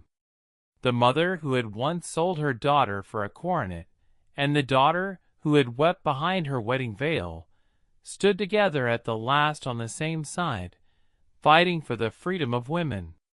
She died in the 1930s, having lived several lifetimes in one: social conqueror, tyrannical mother, scandalous divorcee, and militant champion of women's rights.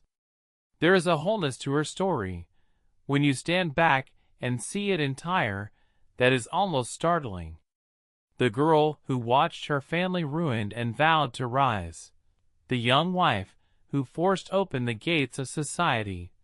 The mother who committed the great cruelty of her life in the name of that same ambition. The woman who then shattered convention by divorcing and remarrying on her own terms. And finally the fierce old general who spent her fortune and her last years fighting for the freedom of all women.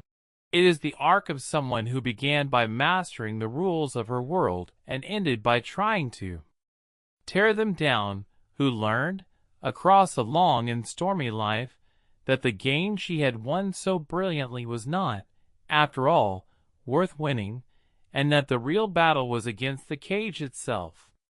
She died having reconciled with the daughter she had wronged, honored by the movement she had championed, one of the most remarkable American women of her century. Hold her in your mind as you drift, the small, iron-willed woman who took on the Queen of New York and won, and who turned, at the last, all that fears will towards setting other women free. Let her rest now in your thoughts. The small, fierce general who stormed the summit and, at the last, turned her cannon on the cage itself. And let us turn to the very woman she defeated, the queen whose gates she forced. For if all this story is the story of the new money battering its way in, this next is the story of the old order that tried to hold the line. The supreme ruler of Gilded Age society, the arbiter whose acknowledgment was the single prize the whole ambitious city fought, and schemed and spent its millions to win. And now to the very woman Alva defeated, the queen of the world Alva stormed, the supreme ruler of Gilded Age society, whose acknowledgment was the prize the whole city fought for.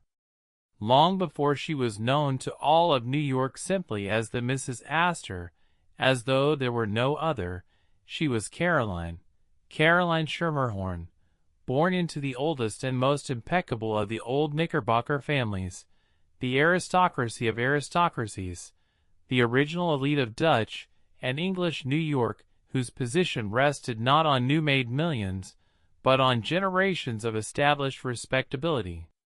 The Schermerhorns and their kind were the true American aristocracy, insofar as a republic could be said to have one, descended from the merchant and landowning families of old Dutch and colonial New York, rich and respectable for so many generations that their position seemed to them as natural and unquestionable as the air. To such families, the important thing was not to be flashily rich, which anyone with luck and ruthlessness might become, but to be old, established, rooted, to belong, by birth and long possession, to the inner circle that no newcomer could truly enter.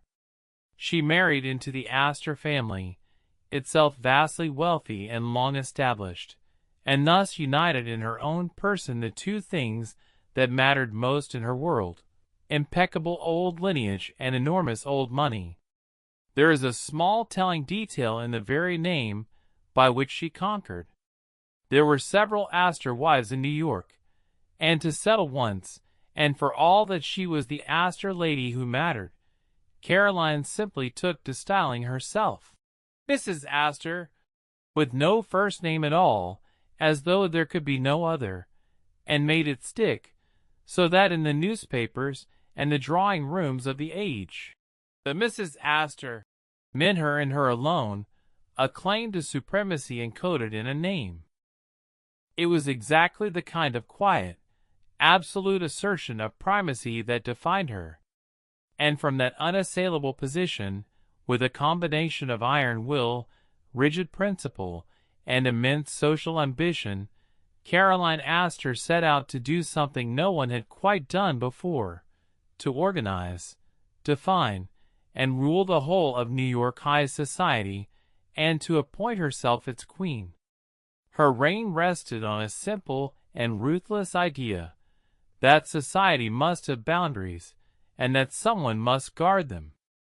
As the new fortunes multiplied and threatened to overwhelm the old order with sheer numbers and sheer money, Caroline appointed herself the gatekeeper, the one who would decide who was truly acceptable and who was not, and thereby preserve the exclusivity that gave society its whole meaning. She had exactly the qualities the role required: an unshakable sense of her own supremacy, a rigid devotion to form and propriety, boundless social ambition harnessed to iron self-discipline, and the great fortune and impeccable name to back it all. She was not, by most accounts, a warm or brilliant woman. Her power lay not in charm or wit but in position, will, and an absolute refusal ever to unbend from the dignity of her role. She received her guests standing before a full-length portrait of herself, robed in velvet and blazing with the famous Astor diamonds, a living monument to the society she embodied, and her great ballroom, said to hold 400, became the very temple of the elite. With her great ally and advisor Ward McAllister, a man who made himself the arbiter of manners and the herald of the elite, she drew up the boundaries of acceptable society and enforced them with an iron hand. Together they gave the world the famous idea of the 400, the notion that there were only 400 people in New York who truly counted, the number said to fit into Mrs. Astor's ballroom, and that everyone else, however rich, was simply outside the pale. Her annual ball, held each January, became the single most important event in the social calendar, the fixed center of the whole New York season, and an invitation to it the ultimate certificate of social existence. In the weeks before, all of society waited in a fever of anxiety to see whose name would be on the list and whose would not, for to be included was to be confirmed among the elect, and to be dropped was a public humiliation from which a family might never recover. The ball itself was a ritual of the most rigid formality. The receiving, the supper, the dancing, every detail governed by an etiquette as strict as any court's, presided over by Caroline herself, magnificent and immovable, the still center of the glittering scene.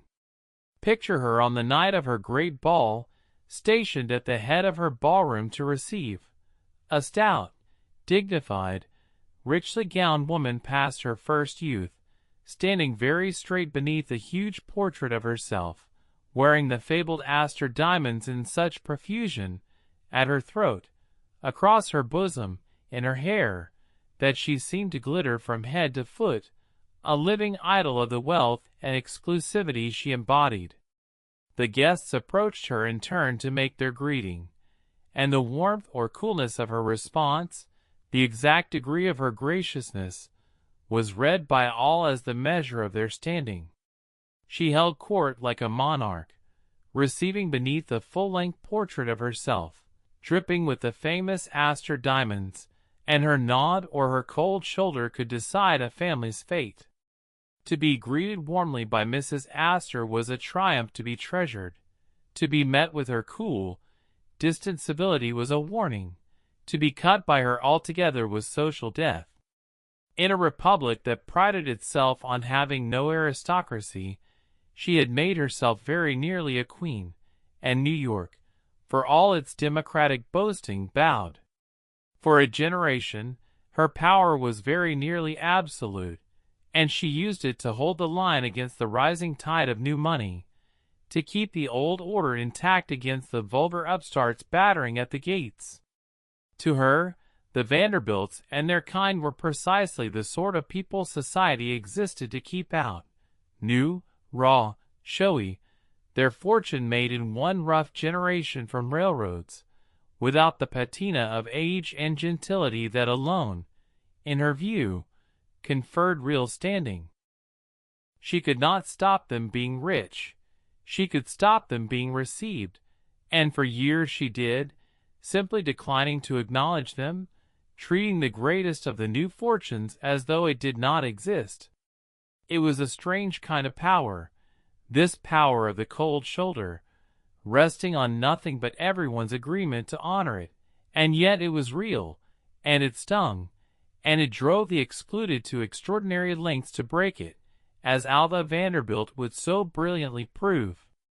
But for a long season Caroline held her line, the still, immovable center of the old order, refusing to bend, embodying in her very stoutness and stillness the idea that some things could not be bought, and some doors could not be forced. She was wrong, as it turned out, but she was magnificent in her wrongness, and she held on longer than anyone had a right to expect. There was a real principle beneath her snobbery, whatever one thinks of it. Caroline genuinely believed that society meant something, that it should stand for continuity, for standards, for a certain dignity and restraint and rootedness that the raw new fortunes, with their vulgar scramble, and their showy spending threatened to sweep away. To her, letting in the new money was not mere exclusiveness, but the defense of a whole civilization of manners. The old families, she felt, held something the upstarts could never buy, and it was her sacred duty to protect it. That the something was, in the end, little more than the accident of having been rich a little longer, and that her closed garden was as much about vanity as virtue, does not mean she did not believe in it with her whole rigid heart. She embodied a whole idea of society, that it should be exclusive, hierarchical, rooted in lineage and long-established wealth and rigid propriety, a closed garden guarded against the wilderness of new money outside. And for years she made that idea stick, by sheer force of will and position, becoming the most powerful woman in American society, the queen to whom even the greatest fortunes had to bow. But the tide she stood against was simply too strong.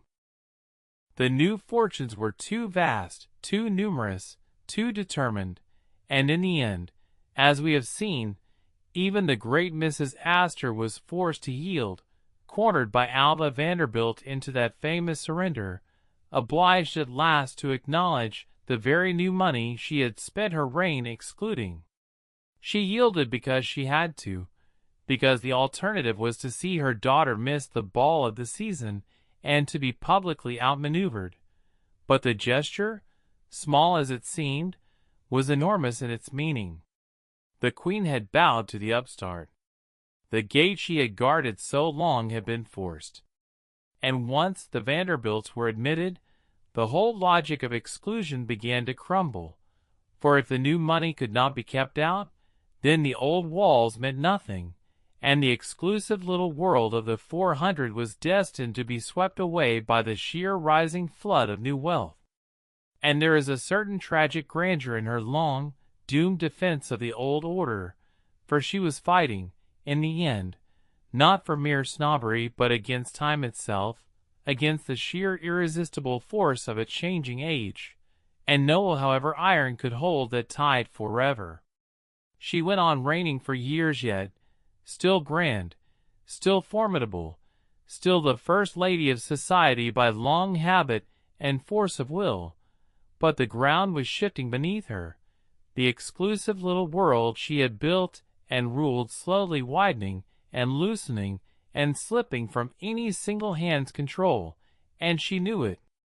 She was the last of her kind, the final queen of a form of society that could not survive her, and she reigned on into its twilight with the same unbending dignity she had always shown, guarding a citadel whose walls had already been breached.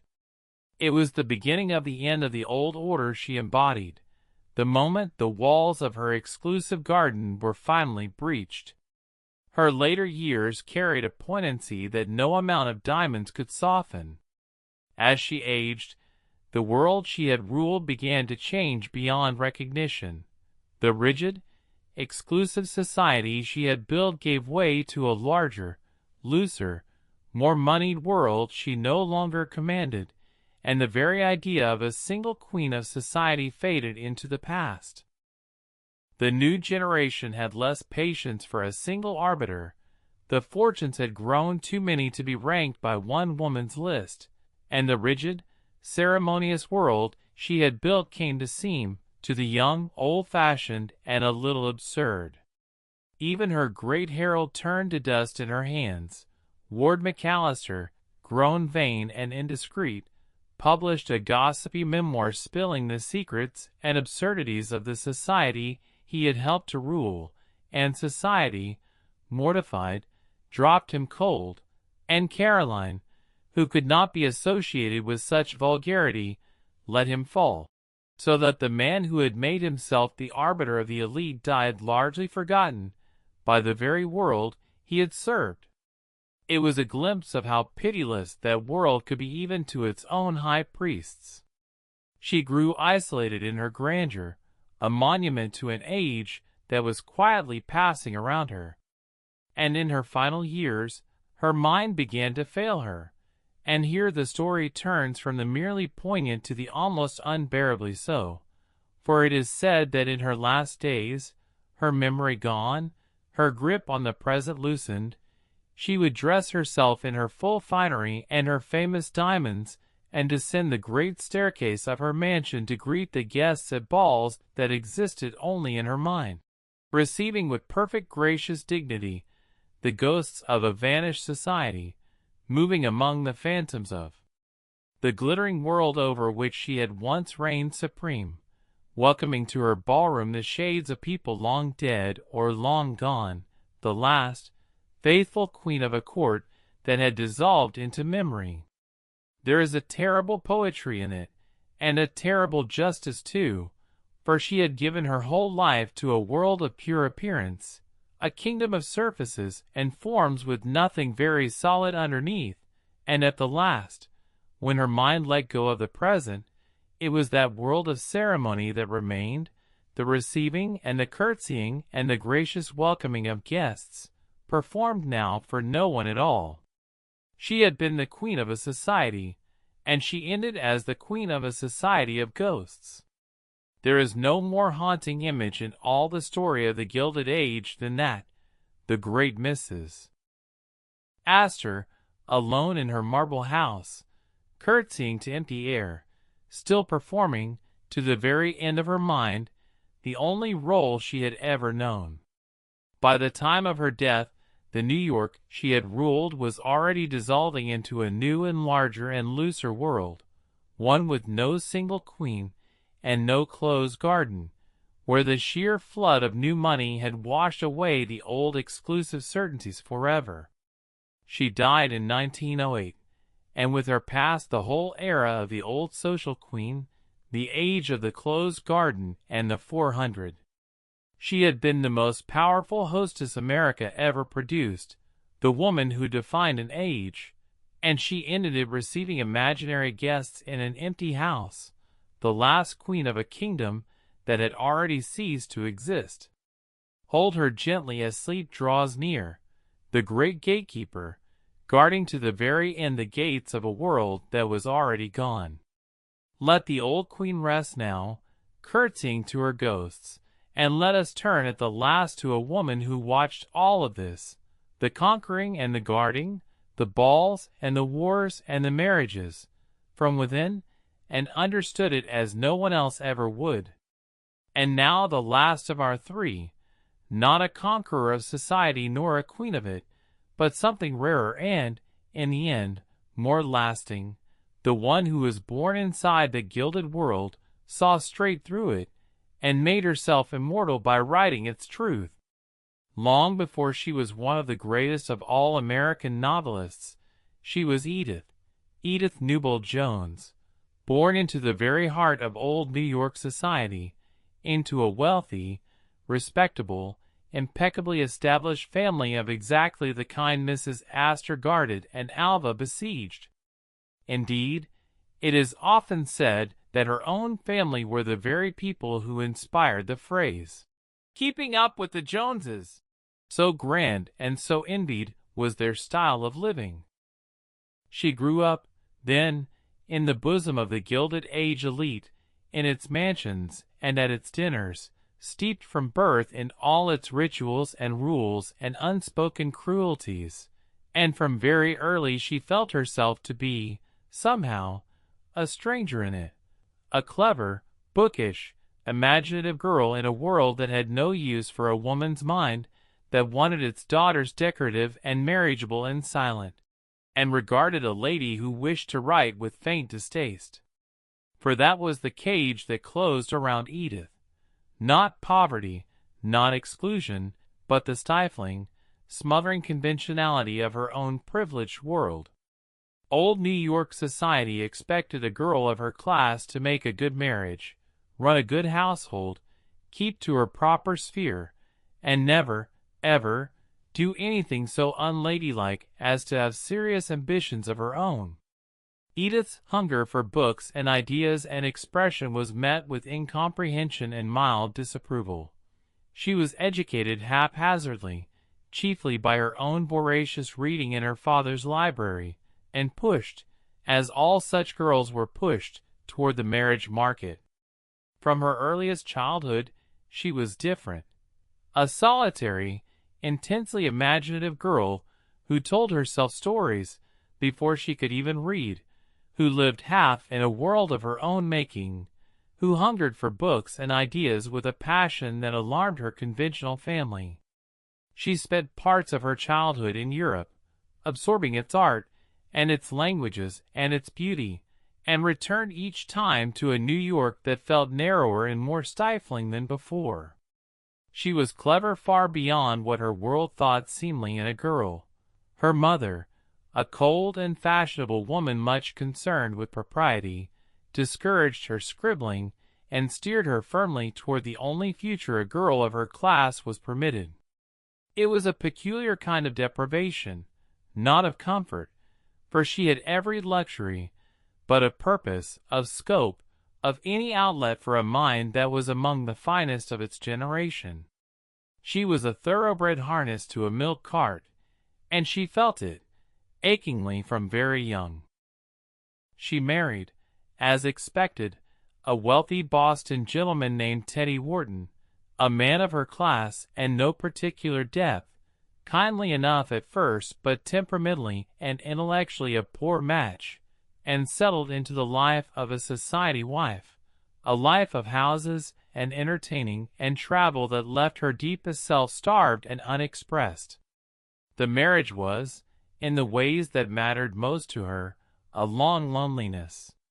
Teddy Wharton was a pleasant, sporting, conventional man with no interest in the things that were Edith's whole inner life: literature, ideas, art, the life of the mind, and as the years passed the gulf between them widened into an ache. He suffered, too, from worsening bouts of mental illness that made the marriage harder still. They traveled, they kept fine houses, they moved in the correct circles, and beneath it all Edith grew ever more isolated, starved of real companionship, her deepest self unmet and unexpressed. For years she was, beneath the correct and comfortable surface, profoundly unhappy and unfulfilled, a brilliant mind trapped in the gilded, empty life her world had decreed for its women, suffering, in her own person, exactly the quiet tragedy she would later make the great subject of her art, the fine sensibility slowly smothered by a society that had no place for it. And then, slowly, painfully, in her middle years, Edith did the thing her whole upbringing had told her was impossible. She became a writer, a real and serious and great one. She had always scribbled. Now she began, in earnest, to publish stories, then novels, then the masterpieces that would make her name. It did not come easily or all at once. She found her way slowly, through years of effort, discovering her voice and her subject in her middle age, when many would have thought their lives long settled. But once she found it, the work poured out of her with astonishing power and discipline. She wrote steadily, every morning, for decades, producing novels and stories and travel books and criticism in a flood, becoming not only a great artist but a hugely popular and successful one, her books bestsellers, her name known across the English-speaking world, her fortune now made by her own pen rather than inherited or married. The society that had thought a writing woman faintly disgraceful lived to see one of its own daughters become the most celebrated woman novelist in America. And there is a quiet vengeance in that, though Edith was far too fine an artist to have written from spite. The world that had wanted her decorative and silent, that had denied her a serious education and steered her toward an empty marriage and looked askance at her ambitions, found itself, in the end, immortalized by the very woman it had tried to diminish, and immortalized on her terms, seen through her clear and unforgiving eyes. She had taken all the pain of being a caged and unappreciated girl and transmuted it into art of the highest order. She had turned her exclusion into insight, her suffering into understanding, and made of the whole gilded prison of her youth a body of work that would outlast every mansion on Fifth Avenue.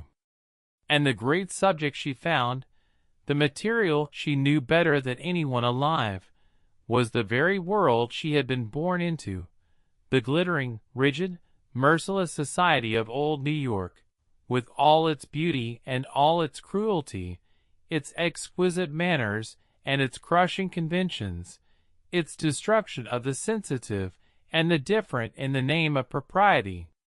In novels like The House of Mirth and, above all, The Age of Innocence, she anatomized that world with a clarity and a compassion and a quiet, devastating precision that no outsider could ever have achieved, for she wrote from the inside, as one who had lived it and suffered it and understood exactly how its gorgeous machinery ground down the human heart. In The House of Mirth, she told the story of a beautiful, charming woman of society who, lacking the fortune and the ruthlessness to secure her place, is slowly and pitilessly destroyed by the very world she was bred for, a devastating portrait of how the glittering society devoured its own. And in The Age of Innocence, her masterpiece, she looked back across the decades at the old New York of her youth with a vision at once loving and unsparing, capturing forever its beauty and its warmth and its terrible power to crush the individual heart in the name of form and propriety, the story of a man and a woman kept apart all their lives by the silent, smiling, immovable pressure of what society would and would not permit. It is a novel almost without villains, and that is its terrible power. No one in it is cruel. No one forbids the lovers anything outright. There is only the gentle, relentless weight of expectation, of what is done and not done, of the whole soft machinery of a society that closes around two people and quietly, courteously, forever, keeps them from the happiness they might have had. Edith knew that machinery from the inside, knew exactly how it worked, because it had closed around her too, and she rendered it with a tenderness and a precision that make the book, a century on, still one of the truest things ever written about the cost of belonging to such a world. She did not rage at old New York. She understood it too well for that. She simply showed it whole, its beauty and its warmth alongside its quiet devastation, and let the reader feel, forever, exactly what it took from those who could not, or would not, break free. No one had ever anatomized that world so precisely, because no one who understood it so intimately had ever had the genius and the distance to see it whole. She wrote of it not as an outsider gawking at the rich, but as one of its own daughters, who had felt its machinery close around her, and who could therefore show, with unbearable clarity, exactly how the gorgeous surface and the human cost were one and the same thing. She became the great chronicler and the great critic of the Gilded Age, turning the cage of her upbringing into the material of immortal art. Her gifts, in truth, ran wider than fiction. She was a woman of formidable taste and intellect who wrote one of the first serious American books on interior decoration and design, laid out gardens of real beauty, and built for herself in the New England countryside a lovely and harmonious house called the Mount, where for a few years she found a kind of peace and did some of her best work. She gathered around her a circle of the finest minds of the age. Her dearest friend was the great novelist Henry James, who admired her genius and delighted in her company, and with whom she carried on one of the great literary friendships.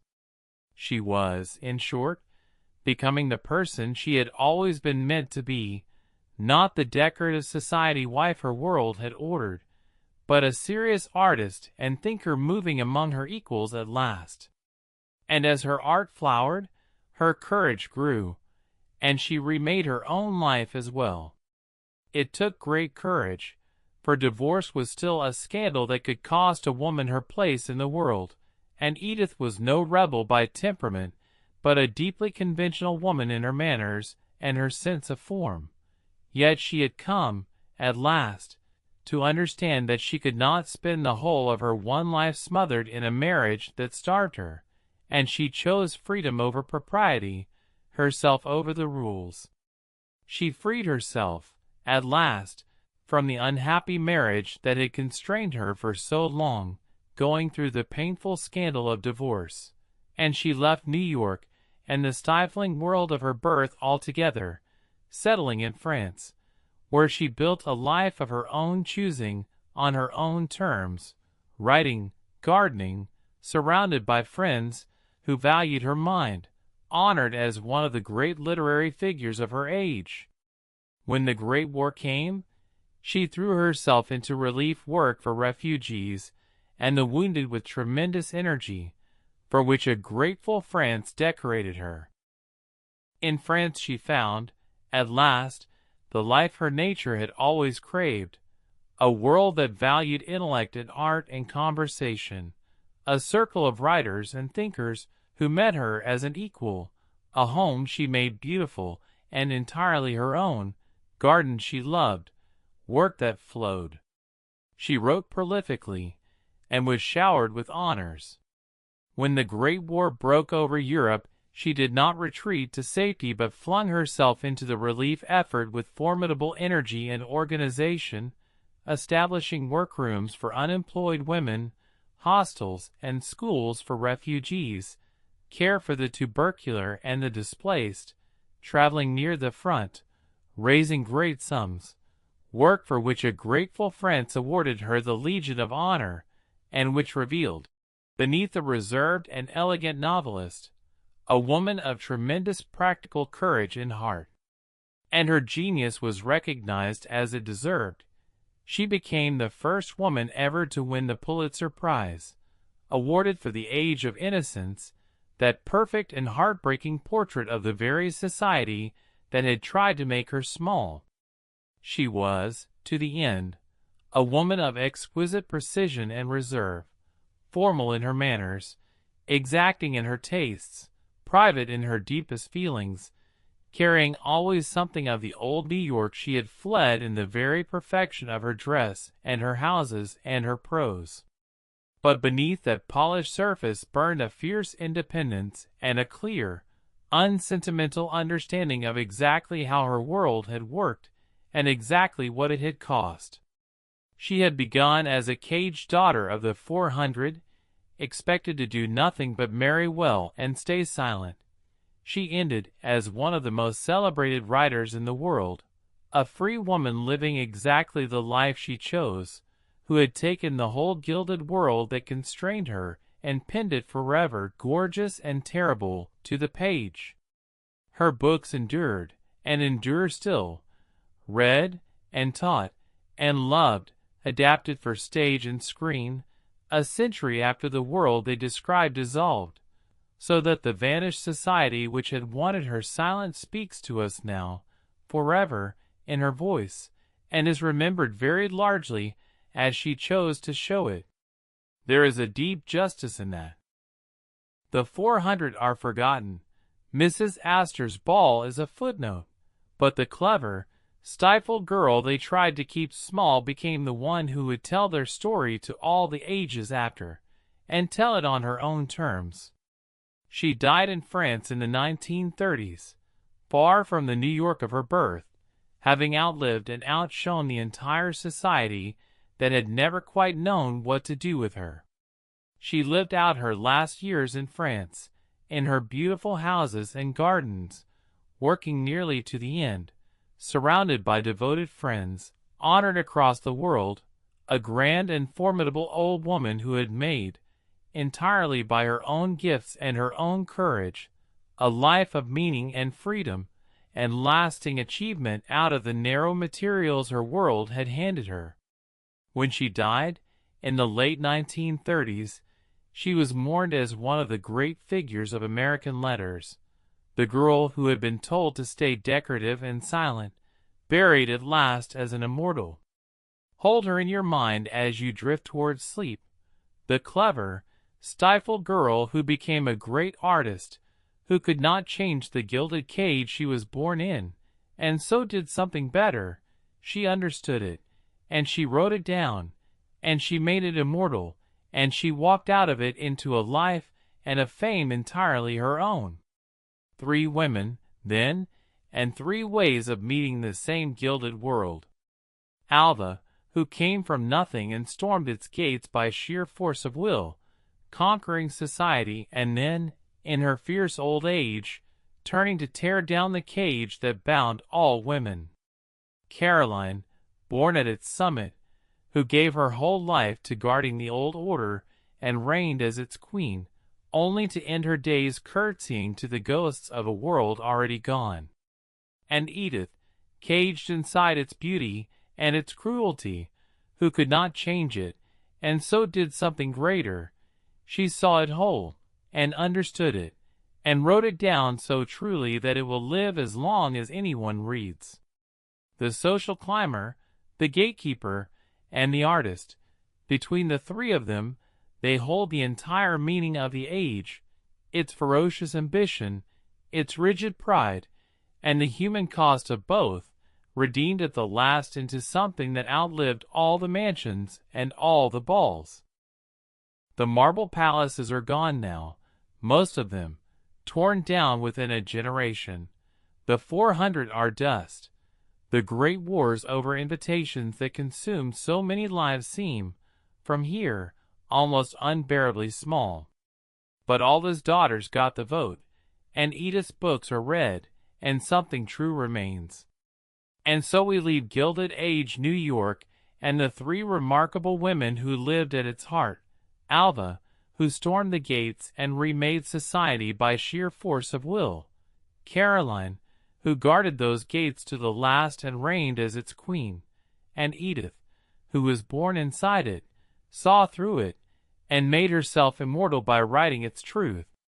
Let the great mansions grow quiet now, and the ballrooms empty, and the carriages roll home through the gaslit streets, and the whole glittering, anxious, gorgeous world settle at last into the dark. Let the last candles gutter in the great chandeliers, and the musicians pack away their instruments, and the servants move softly through the emptying rooms, dimming the lamps one by one, until the palace stands silent and the city sleeps around it. All the striving of the day is done. The cards are put away, the jewels locked in their cases, the gowns hung in the great wardrobes, the invitations answered. There is nothing left tonight but rest. There is nothing more for you to do tonight. No call to pay, no invitation to fret over, no battle to fight in the endless war for your place. Think, as you sink deeper towards sleep, of how much of it has vanished. The great marble palaces of Fifth Avenue pulled down long ago to make way for shops and towers, the 400 scattered and forgotten, the fabulous balls, and the diamond-lit opera nights gone entirely, all that fierce striving and spending and judging dissolved into a few old photographs and the pages of Edith's novels. It burned so bright, and it passed so completely, and there is a kind of peace in that, in the way even the most glittering of worlds settles at last into quiet and into history. So let the chandeliers dim in your mind, and the music fade, and the diamonds lose their glitter, and let the golden age fold gently back into the past. You are safe here, and warm, and far from any ballroom or any watching eye. Close your eyes now, and let history carry you down into sleep. Sweet dreams. We'll meet again tomorrow night.